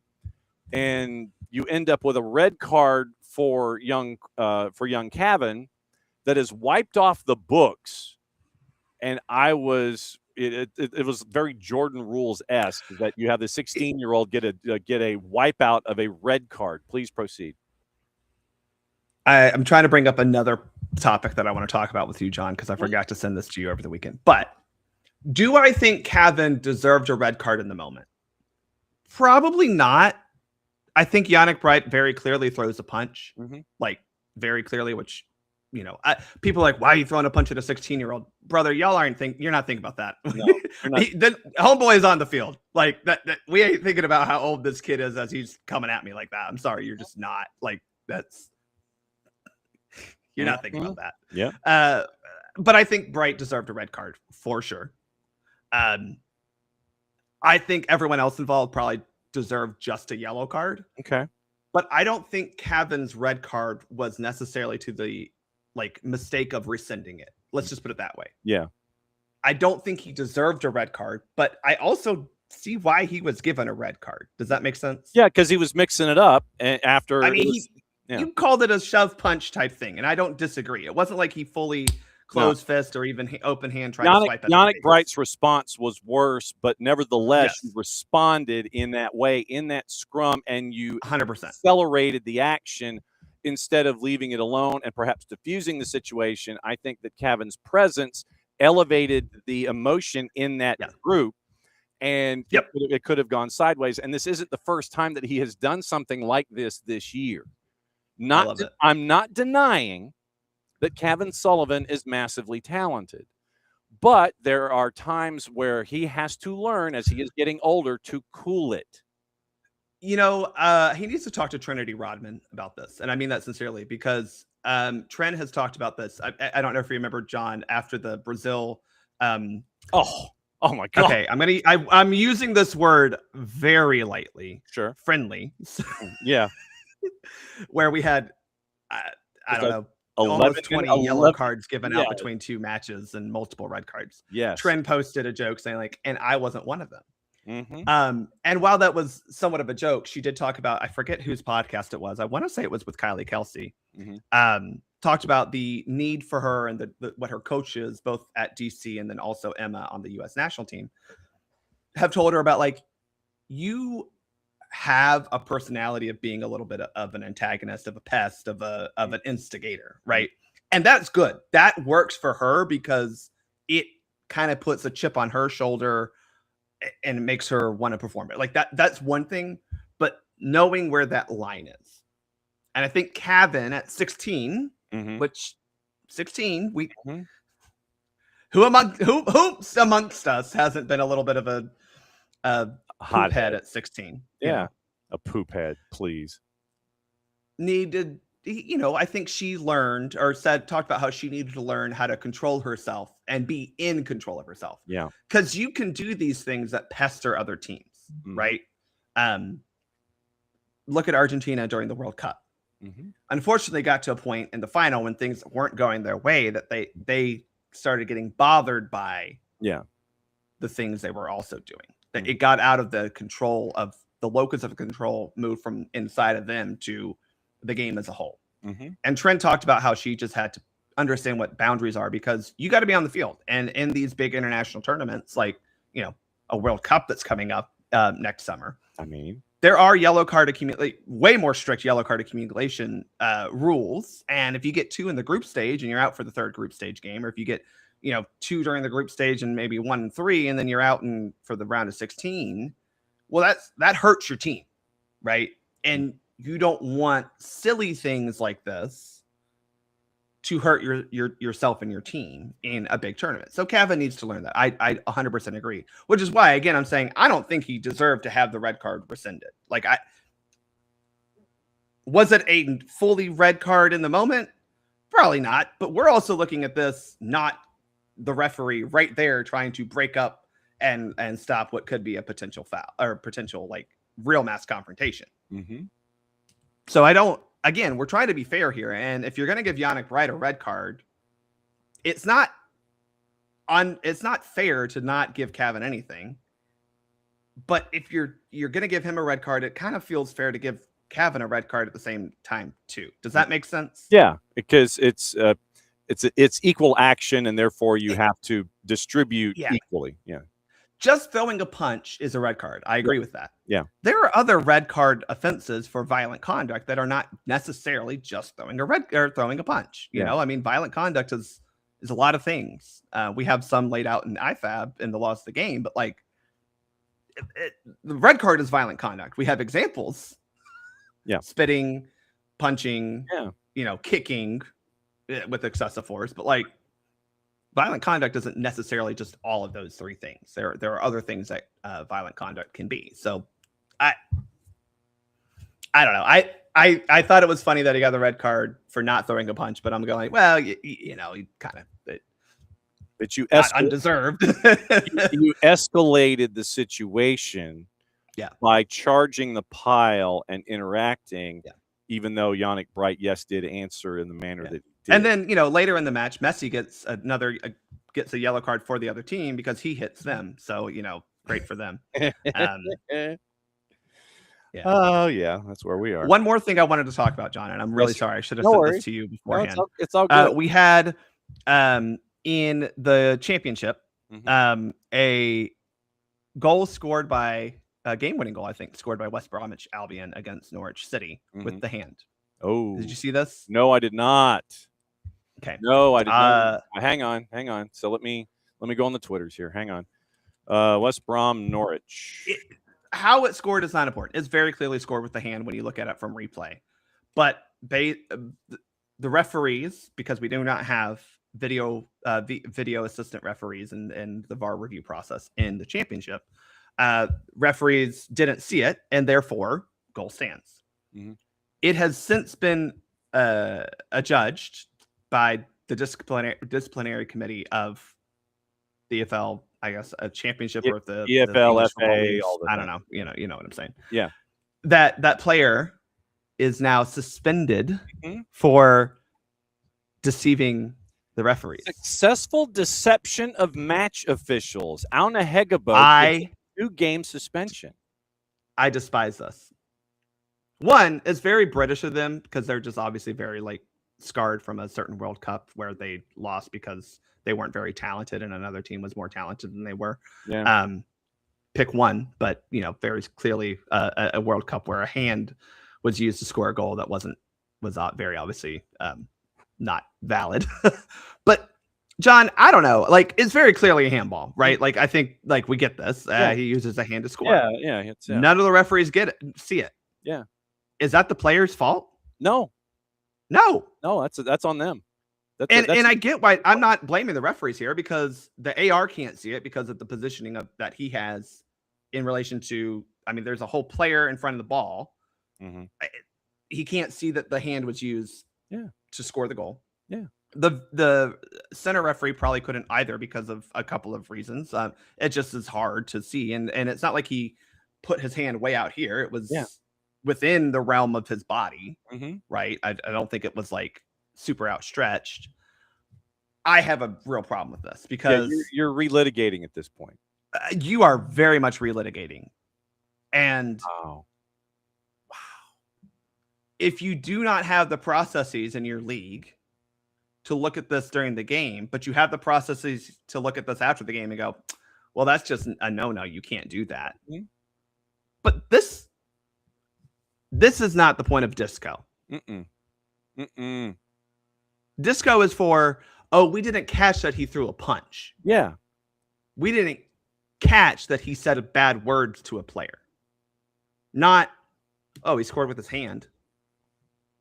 I mean, what? Look, no. I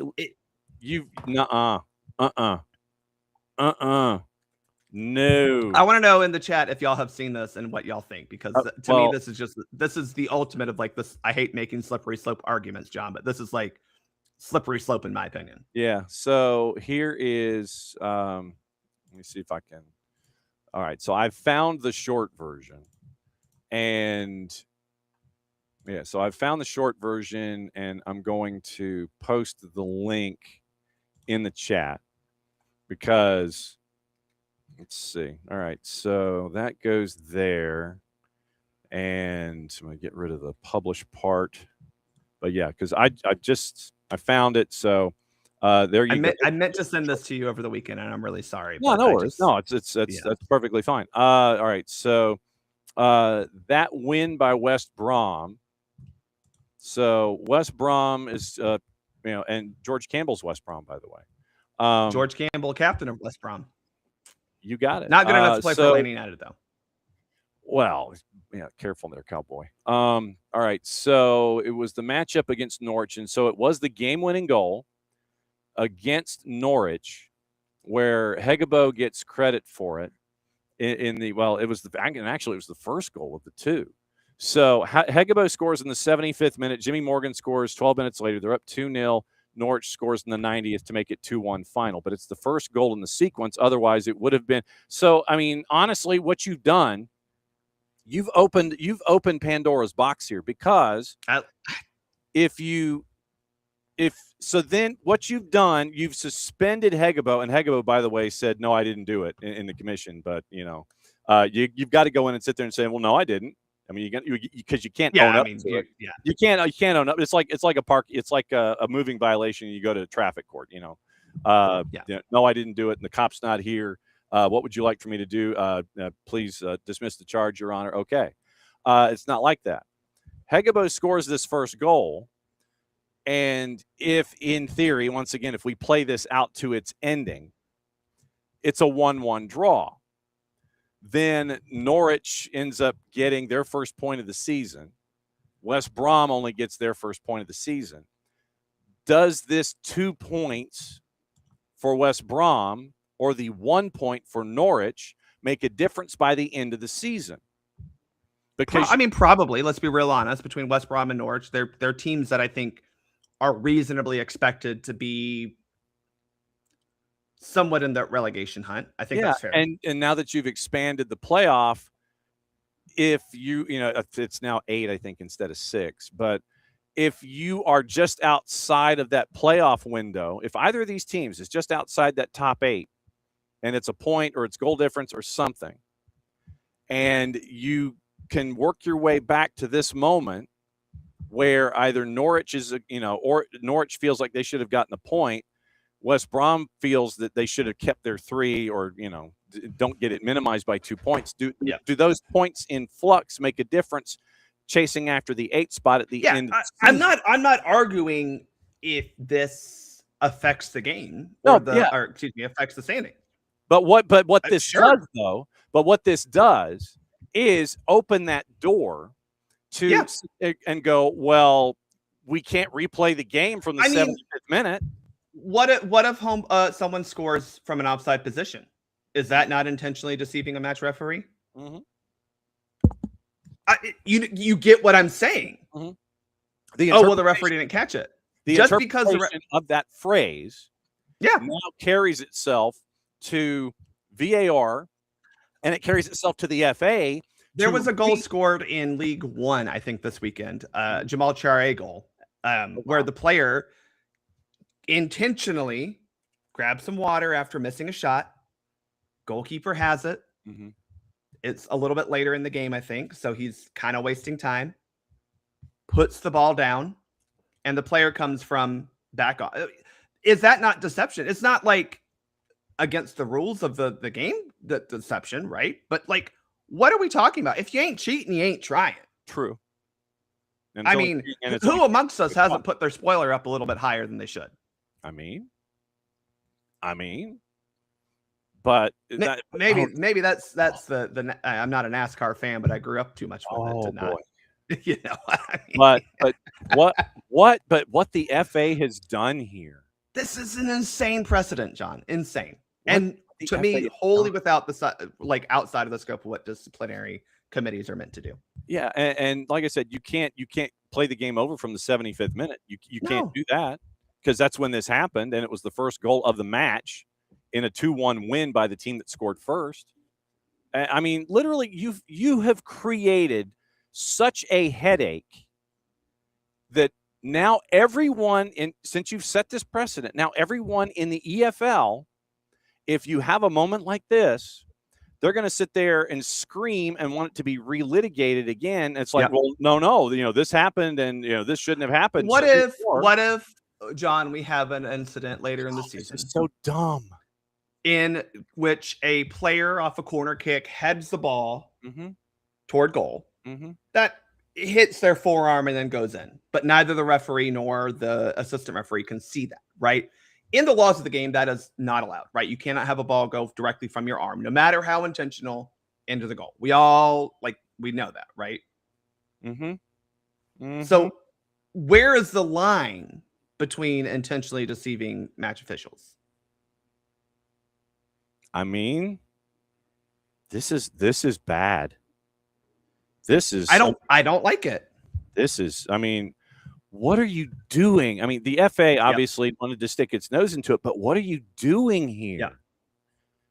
Yeah. And Philippe Clement, there's a 2-minute and 12-second video, a 2-minute and 17-second video, by the way. Philippe Clement, the manager of Norwich, listing every single one of the 81 countries that used VAR after that loss.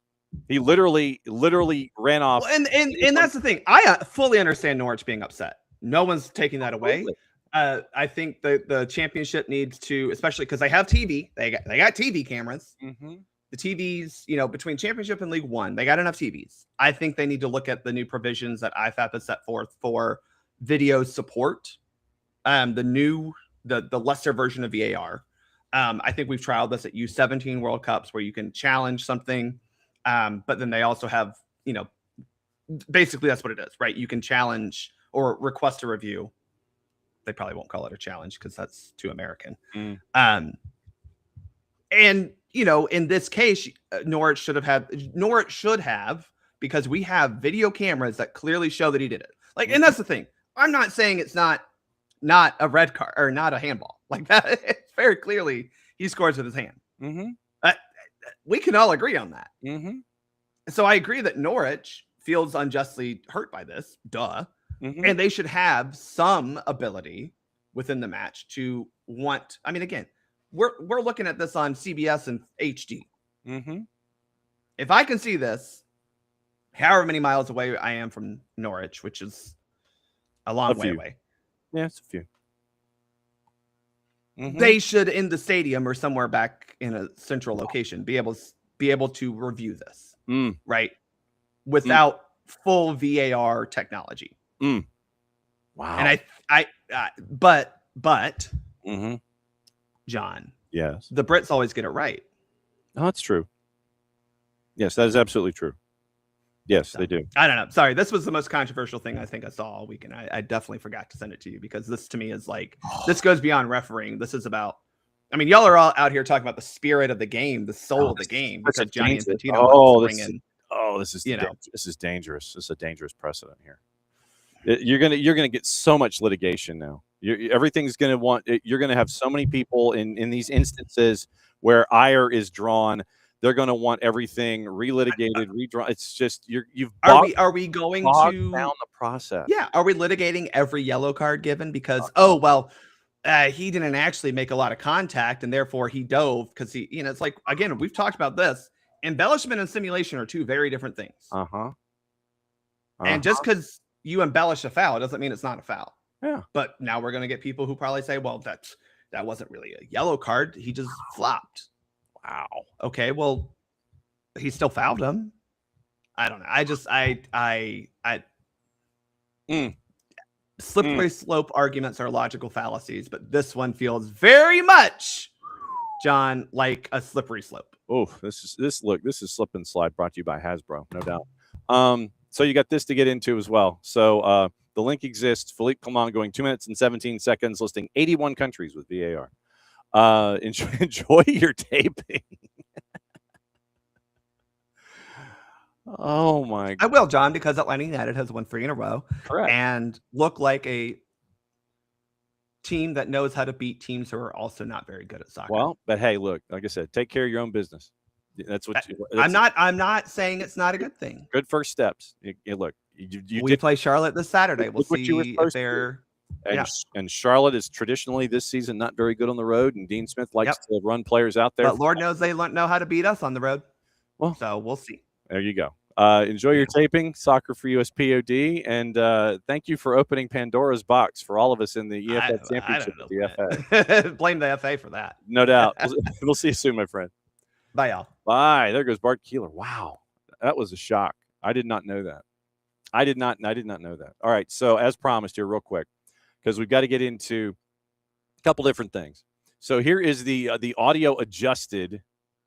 So let me adjust the audio real quick. So while I'm playing Fafa Pico, I'm going to adjust the audio on Cooper Sanchez, and you listen to Cooper actually where you can hear him. So here's Fafa. Crazy second half, Fafa. How difficult was this one in the second half?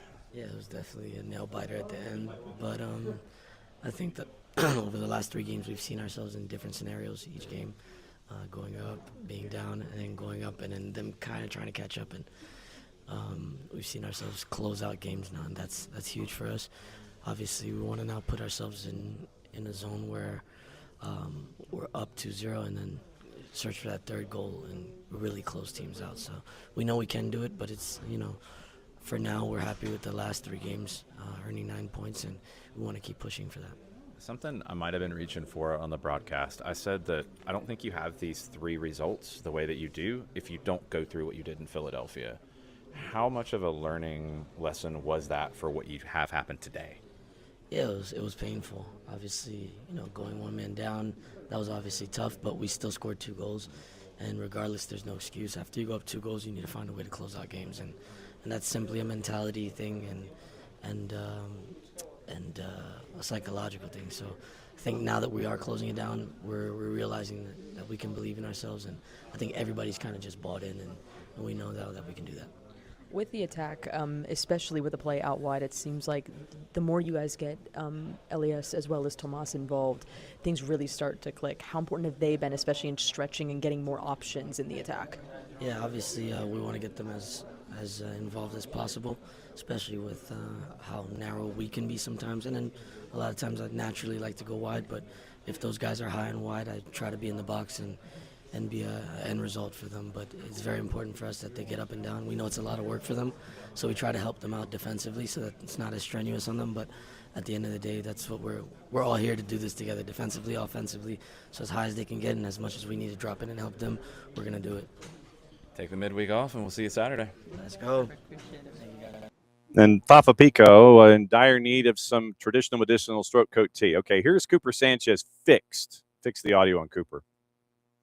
All right. Ready? Yep, rolling. All right. Big win at home, Cooper. Just talk me a little bit about how difficult that second half was.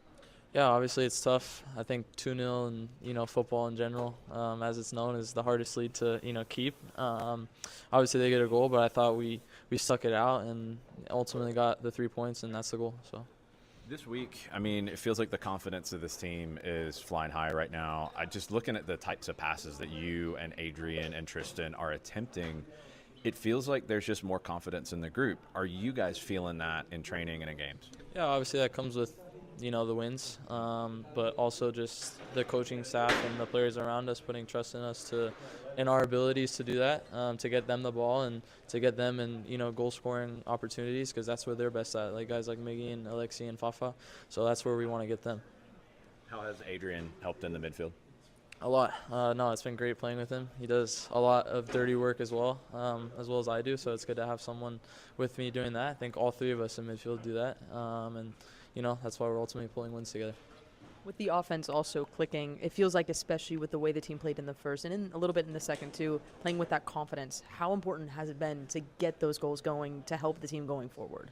Yeah, I think it's really important to get the goals early. Obviously, the last couple of games we've gotten scored on early against Red Bulls in the first 5 minutes, and that was a different type of game to come back and win that 1-1. But to get goals early and kind of see out the result like we did today was a great thing for the team and the club in general. And big signing today. You get the opportunity for Brill to be introduced to the fans. Did you guys get a chance to chat? Yeah, a little bit. We all said hi to him in the locker room today, so he looks like a great guy, and yeah, it would be a great addition to the squad. All right, we're waiting on the P1 visa and the approval of the international transfer certificate with Brel Embolo, and we'll see when he's able to slot in. Obviously, we're still waiting on Mauro as well and his P1 visa. So 2 additions looking like they're getting pretty close for Atlanta United. Tomorrow, obviously, we'll get into the 2s. We'll see what part of the planet Casey White is on, and we will catch up with her about college. We'll catch up with her about pro. And tonight, something to keep an eye on, Tuskegee has a home game, and we will be keeping an eye on that, and we'll see if we can effort some coaches now that things are continuing to move forward with Tuskegee in their first season when it comes to their soccer programs. So let's see. So today, where is it? I thought it was today. 24th. Yes, Faulkner at 5:30 Central Time. So that is today. Trying to see if I can find the schedule. Where's my schedule? I can get a harumph out of you. Okay, so It is today on the schedule. So men's soccer, after what happened with AUM, it is at Tuskegee, 6:30 Eastern time against Faulkner tonight, and we will hopefully we're gonna effort some coaches, and we'll see if we can catch up with our friends from Tuskegee on a fairly regular basis and find out about what it's like here in season number 1 for the Tuskegee program as they are launching their soccer program in collegiate athletics. Okay. All right. So Atlanta United 2 coverage will be tomorrow. Before we get into gossip, rumor, and innuendo, what to watch, where to watch it, how to watch it, here's your college mashup, your Monday college mashup.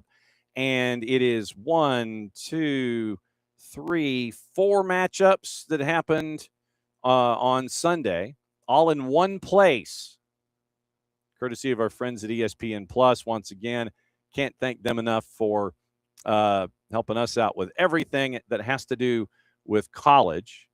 And of course, I don't load that in either. Goodness gracious, John.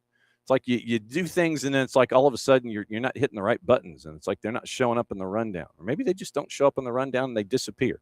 All right, here's your college mashup from Sunday. Once again, courtesy of our friends at ESPN Plus. You're going to hear Mercer and UNF, Milwaukee and Georgia. Familiar voice on the play-by-play for that one. Georgia Southern, UNC Wilmington, South Carolina State, and Mercer. Here we go. Nezianya scores. A dream start for Mercer on the road. First career goal for Chris Nezianya. Wow, this has really changed things now for North Florida. A man down, a goal down. Not a good spot to be in. By the Panthers, Towns collects it. Sent back through Hamano. Hamano with the right foot sends it in. Hamano! Continuing what she started Thursday, finds the opening goal for the Georgia Bulldogs, 1-0, and it's Hanuka Hamano, the senior, gets it done early. On the right side into the 18, Georgia sends in the cross, loose ball into the back of the net. Maya Wolford comes into the match, is able to collect on a loose ball in the 18, slots it home, finds the second goal for the Georgia Bulldogs. Pulls it back, Manuel. On the right, sends back in the cross, skips through. Pedersen off of the post, sends it back in. Wolford looks for the second. Pedersen's ball is off of the post, but falls right to the feet of Maya Wolford, and she slots it home. Her second in the afternoon. Third goal for the Georgia Bulldogs. They take the 3-0 lead over the Milwaukee Panthers. Wilson scores! Kendall Wilson, top left corner of the box, and Georgia Southern with a 1-0 lead. Forces the foul, so now Mercer still stays in control. Long shot on, and in! Mercer on the board with a bomb for the Bears.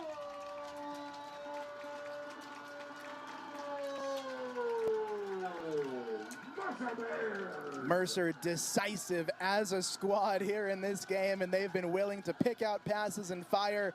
That one over the top for Giddings. You want a better attempt at it from your goalie. She's trying to bump it over the top, just didn't get enough of it. But credit to Mercer. It's a rocket of a shot. It's a hard one to deal with. Headed straight into the top bin, and the Bears cash in about 10 minutes in. Another pass, trying to catch it off, and in! A squeaker off the crossbar and down.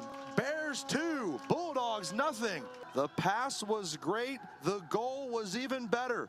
3-0 Mercer here in the second half. Borey with a chance off the right foot and in! It's a goal for Zibby Michelson.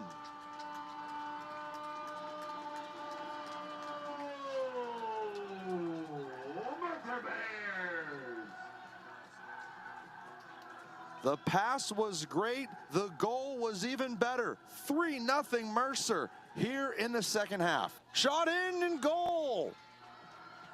And the Bears picking it up. Set piece ran perfectly. Another goal for Mercer. 4-0. The dominance continuing here on a Sunday afternoon. So around the board, Mercer gets a 1-1 draw with North Florida. Nezianya gets the penalty at 8:01, first collegiate goal. Penalty for North Florida with about 30 minutes to go. And North Florida was, once again, Tyler Prebenda was sent off in the 9th minute for a deliberate handball. Found out about that this morning. So Mercer hosts UNC Wilmington later on this week. Kennesaw State knocked off Alabama State 5-0. Julia Balkin gets 2 goals and 2 assists in Montgomery. Most points for a Kennesaw State player in a single match since Macy Rainwater had 6 in October of 2021. Laura Kennedy scored twice. Millie Bertha got the first point of her college career on an assist. And Kennesaw State hosting Auburn on Thursday. Mercer, once again, 8-0 over South Carolina State. Zibby Michelson got a hat trick in under 7 minutes. And Ashley Gilbert, Michelson, and Emily Rutkowski scored their first career goals in the 8-0 win. Bachman set up 4 of the 8 for a career high. Olivia Borey gets a pair of her own to lead the team with 4 goals on the season, largest margin of victory since a win over Barry 9-0 back in 24. Georgia State beat Wofford 3-0 at home. Aaliyah Fadul gets twice in the first 8 minutes. Sanaya Tucker adds a third in the second half. Ran their home record to 2-0, 3-0 over Wofford. Out-shooting Wofford 32-6. Alondra Iriarte, 2 saves for the shutout, 2-2. They travel to Auburn, and they will play on Sunday. Georgia is at number 15 TCU on Thursday, knocking off Milwaukee 3-0 on Senior Day. You heard Hanoka Hamano getting the scoring going. Maya Wolford scoring twice, 40 minutes apart. And it was 9 seniors that were honored for head coach Kadani McAlpine and their win over Milwaukee. Tomorrow, once again, we'll talk about the twos, and we'll have those conversations with you. Big win over Orlando City B. Every win is big. Next matchup is Friday down in Fort Lauderdale against Inter Miami CF2. Once again, you got to have it to keep the beat, but we'll get bigger into MLS Next Pro tomorrow. So we'll keep an eye on that. So once again, Seattle finalizing a deal on Dejan Jovalic. Esther Gonzalez is joining Alcadzia after departing from Gotham. Edward Lewin goes from St. Louis City to San Jose, sending $425,000 in allocation money plus up to $500,000 more in add-ons back to St. Louis. Lewin was looking for answers about long-term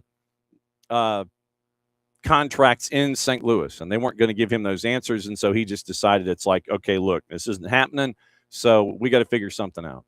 And so it now appears that Lewin will be in San Jose, so once again, not making his season debut until April. And so now it looks like Edward Lewin goes from St. Louis to San Jose. Ashley Sanchez, 17th minute, second half stoppage time penalty. North Carolina Courage over Boston Legacy and Cary. And 13 goals this season for Ashley Sanchez. Rose Lavelle suffers a head injury in Gotham's draw. Substituted in the first half of the goalless draw with Angel City. Replaced by Mandy Freeman. Obviously, we'll keep an eye on that with Rose Lavelle and the NWSL. So we'll keep an eye on that too. Trying to see if there's anything else that I missed. I don't think I have anything that I missed that I have written down that I was going to put in the show. So let's get you into the gossip, rumor, and innuendo part. What to watch, where to watch it, how to watch it. Once again, that's brought to us by our friends at Fanatis, fntz.co/soccer down here. That link is important. It is it helps us out, helps you out, and helps them out when it comes to looking at all of the action that's going on in South America. Serie A, Bologna, and Lazio, 12:30 on CBS Sports Network. League we don't talk about has a match at 2 o'clock on FS2. Fulham and Chelsea from Craven Cottage is at 3. ESPN Deportes doubleheader in La Liga, 1:30 and 3:30. Fox Deportes doubleheader in the league we don't talk about. Universo simulcasting both the Serie A match and the Premier League match. Golazo Network has Roma and Fiorentina at 2:45. ESPN Plus has La Liga doubleheader. Fox Soccer Plus has your league we don't talk about. Tacoma Defiant Sporting Kansas City 2. That's at 10 o'clock. That's on OneFootball, MLSNextPro.com, and the Major League Soccer YouTube channel. Paramount Plus has your Serie A doubleheader. Peacock has a Serie A doubleheader. Tubi has Ligue 2, Reims, and Annecy at 2:45. With our friends at Fanatis, you get TVV out of Venezuela, Liga 1 Max Pro out of Peru.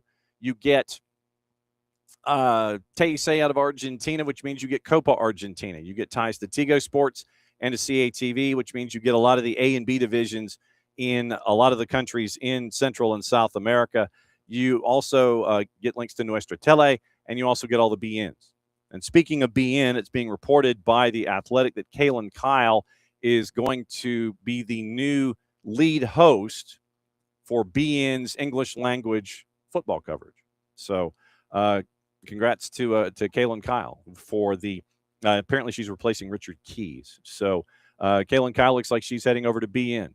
And, obviously wishing nothing but the best for her when it comes to this new step in her career. So that is that's the news of BN. With the BNs, you get the Portuguese League, the French League, the Turkish League, the Polish League. You get everything in Africa, Middle East, North Africa. You get AFCON, WAFCON, Champions League, all of the age qualifiers for the age-appropriate World Cup competitions, all that stuff on all the BNs and all of their other programming as well.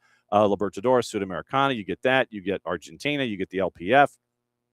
And remember, tonight, 2 more matches left in Picks of the Week for this week. We'll talk about it at the tail end of the show tomorrow. 3 o'clock in Argentina in the Primera Nacional, and 9 o'clock in Panama in their LPF. That is what is going on tonight. So college soccer this week. Let's see when that grid starts. And they have yet to adjust it to this week's worth of programming. They have a lot of stuff going on the 23rd and 24th. I am literally scrolling down all the way to the bottom of the page. They do not have the updated look as to what the college schedule is going to be. But once again, what to watch, where to watch it, how to watch it by our friends at Fanati's, fntz.co/soccer down here. Now, getting you into the gossip, rumor, and innuendo part of a couple of weeks left in the window, and we'll see where folks are aiming as they are moving their way forward. So let me see if there's anything that I missed. The time of the twos on Friday. It is a night game in Fort Lauderdale at the Erector Set. So let me check it really quickly. I think it's a 7 o'clocker in Fort Lauderdale. Yes. So at the Erector Set, or listed as Inter Miami CF Stadium. So 7:03 kick in Fort Lauderdale at the Erector Set. Atlanta United 2 at Inter Miami CF 2. And then you have the one home match left, and that is on September the 8th as the Coy Wolves of Connecticut United make their way to the Children's Healthcare of Atlanta training ground for a 2 o'clock kick on September the 8th. But Fort Lauderdale, Erector Set on Friday night. It is Inter Miami CF 2, Messi and Friends 2 at the Erector Set on the 28th, 7:03 kick. Pregame at 6:30, and kick will be at 7 o'clock on the network. So we'll talk about what happened with the 5-1 win for Atlanta United 2. We'll talk about that tomorrow as a part of tomorrow's programming, looking at the rest of the week that happened in Major League Soccer, getting into all of that.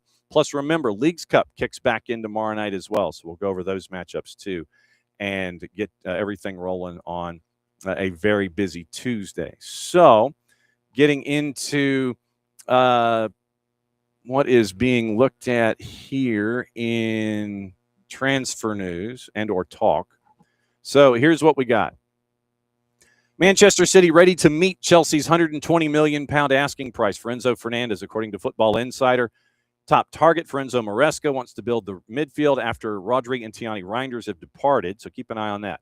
Al Hilal pursuing a deal to sign Gabriel Martinelli. According to The Athletic and David Ornstein, Arsenal want a fee in a region of £60 million. Martinelli's open to the move after turning down interest from Turkey. Al Hilal plotting a double as they are chasing after Ollie Watkins as well. Lille forward Matias Fernandez Pardo on the radar of Arsenal, according to Foot Mercato. Joined Lille from Antwerp in 24. Atletico de Madrid, Leipzig also interested. Offers around €40 million have been rejected this summer. Lille's asking price is in the neighborhood of €70 million to sign the Belgian international. Newcastle making big progress in their pursuit of Nico Gonzalez, £50 million, according to Fabrizio Romano. Club-to-club agreement almost in place. Talks ongoing with his reps. Joined Manchester City in January 25 for around £50 million from Porto, 36 times in the Premier League under contract through June of 29. Villa still in negotiations with Southampton over a deal for defender Taylor Harwood-Bellis, according to Sky Germany. Southampton rejected a latest offer worth £20 million plus $4 million in add-ons. Growing confidence, the clubs are moving closer to an agreement. Villa targeting a replacement for Ezri Konsa, who joined Arsenal for $51 million. United also monitoring Alejandro Balda's situation at Barcelona ahead of a potential move before the deadline.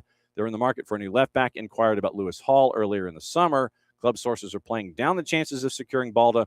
Barcelona have been made aware of their interest. Arsenal ready to make a move for Julian Alvarez in the final week of the window if they get encouragement from either the striker or Atletico de Madrid that a deal can be done. Christopher Nkunku on the verge of a return to Leipzig on loan from AC Milan. Joined Milan in 25 from Chelsea on a deal in the region of €40 million, one of several players deemed surplus by Ruben Amorim. Bradley Barcola still Liverpool's priority target, although they could get competition from an unnamed Saudi Pro League side for a €100 million move. That's from Nicolo Schira. Three-letter paper, United will not entertain offers for Joshua Zirkzee despite interest from Villa and Serie A. Sky Germany, once again, we mentioned the Nkunku deal. He'd already made up his mind, however, to join De Rotten Bullen. Villa made contact with Club Brugge over young center back Joel Ordonez, linked to Chelsea, one of several defensive options for the club as they look to replace Konsa.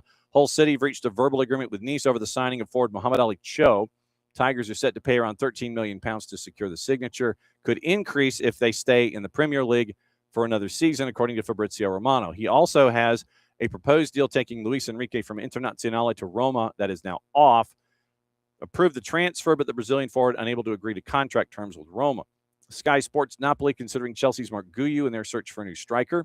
Football Insider, Brentford prepared to test West Ham's resolve, submitting an improved offer for left back El Hadji Malik Diouf. Foot Mercato, Lille have identified Feyenoord's Jivai Ezekiel as Ayub Buwadi's replacement. Nicolo Schira, Como are still pushing to sign Moise Kean from Fiorentina, set to lodge a €40 million offer. Verbal agreement in place, according to Matteo Moretto, for Bayern Munich winger Brian Zaragoza to join Espanyol. Now, let's check with our friends and our sources and find out how busy they have been this morning. Once again, Ben Jacobs, one of the busiest men on the planet. And we'll see just how busy he has been this morning or in the last, say, 20 hours or so. It is FIFA Legends have released a statement saying that, quote, we have watched the game we love drift away from its core values under FIFA's current leadership, end quote, adding they will stay silent, no longer, published already by Emmanuel Petit, Mikel Silvestre, and Lucy Bronze, with other FIFA Legends set to follow. It is basically, it ends by saying, for the fans, for the players, and for the good of the game, we will be silent no more. So it's that statement is up for reading on a lot of social media. Al Hilal's bid for Gabriel Martinelli is 55 plus 4 in euro. Arsenal are seeking closer to 60, so they're €1 million off. We mentioned Enzo Fernandez. Ethan Whitley set to join Lincoln City on a season-long loan, according to Pete O'Rourke for Football Insider 24/7. Agreement in place between Lincoln and Manchester United. Mykhailo Mudryk wants to remain in the Premier League as of Monday morning. Chelsea do not consider Leeds a viable option, yet Mudryk is open to a move there. Chelsea have several options, including Strasbourg. Remains to be seen if Leeds will still attempt a new bid, despite no breakthrough in talks over the weekend. Michele Di Gregorio formalizing his move to Bournemouth today. Loan from Juve, 12.5 plus 2.5 option to buy in pounds. Juve will also receive £1 million if Di Gregorio doesn't join permanently. And let's see. There's the Mykhailo Mudryk sweepstakes. There's Nico Gonzalez. Fabinho is en route to Trabzonspor to formalize a move. How do we know this? He's joining as a free agent after leaving Al Ittihad. He's wearing a Trabzonspor jersey on a private jet. Maybe he's a fan of Trabzonspor. I don't know. But Fabinho has his a Trabzonspor jersey on, looking down at the jersey in and of itself. He's looking at the hemline of the jersey. So we'll see if they get the picture of him hovering a pen over a contract in short order. And let's see. We mentioned Esther Gonzalez, 33 years old. She moves to Saudi Arabia. And I believe that's it from Ben. Let's see if there's anything from Tommy Scoops. Say if there's anything involving any other moves. Let's see. So there's the Dejan Joveljic move. Nothing there. Nothing there. Joveljic, $6 million.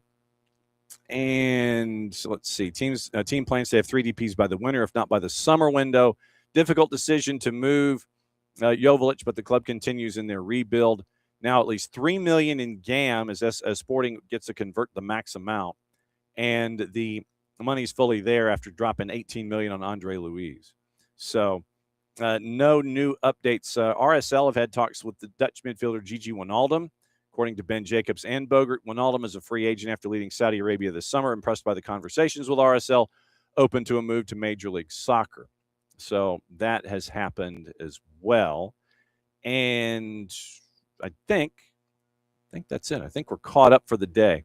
Once again, remember, it will be even farther that we will continue to dive into Major League Soccer tomorrow. We'll talk about the twos tomorrow. We'll see what Casey White's up to. We're going to keep an eye on Tuskegee tomorrow, and we'll let you know what else is going on in and around everything here. Thanks to Bart Keeler for opening Pandora's box when it comes to the FA and the EFL Championship. And as always, it's great to catch up with Abe after a 2-1 win for Atlanta United on the weekend. Charlotte coming to town. Obviously, we'll have Pelagic coming up later on in the week, and we will track down what's going on in and around the planet and catch up with you every single day here on SDH AM, Monday through Friday, kicking off about 9:05 a.m. Eastern time. So for everybody here, thanks for dropping in, as you always do. Trying to see if I missed anybody. Oh, morning, Gabe, from NSBN Sports, which thankful for their partnership to show SDH AM and all the SDH content that we have these days. So for everybody here, to all of you there, thanks for dropping by on a Monday. Reaction Monday, as always, very, very cool to catch up with each and every one of you. Back at it again, 9:05 a.m. Eastern time. Since it's the end of the show, that means one thing. It means we get to do this, which applies to y'all, and we will catch up with you around the corner from the Kaiser Permanente studios. It's another go-round of SDH AM. We'll see you later.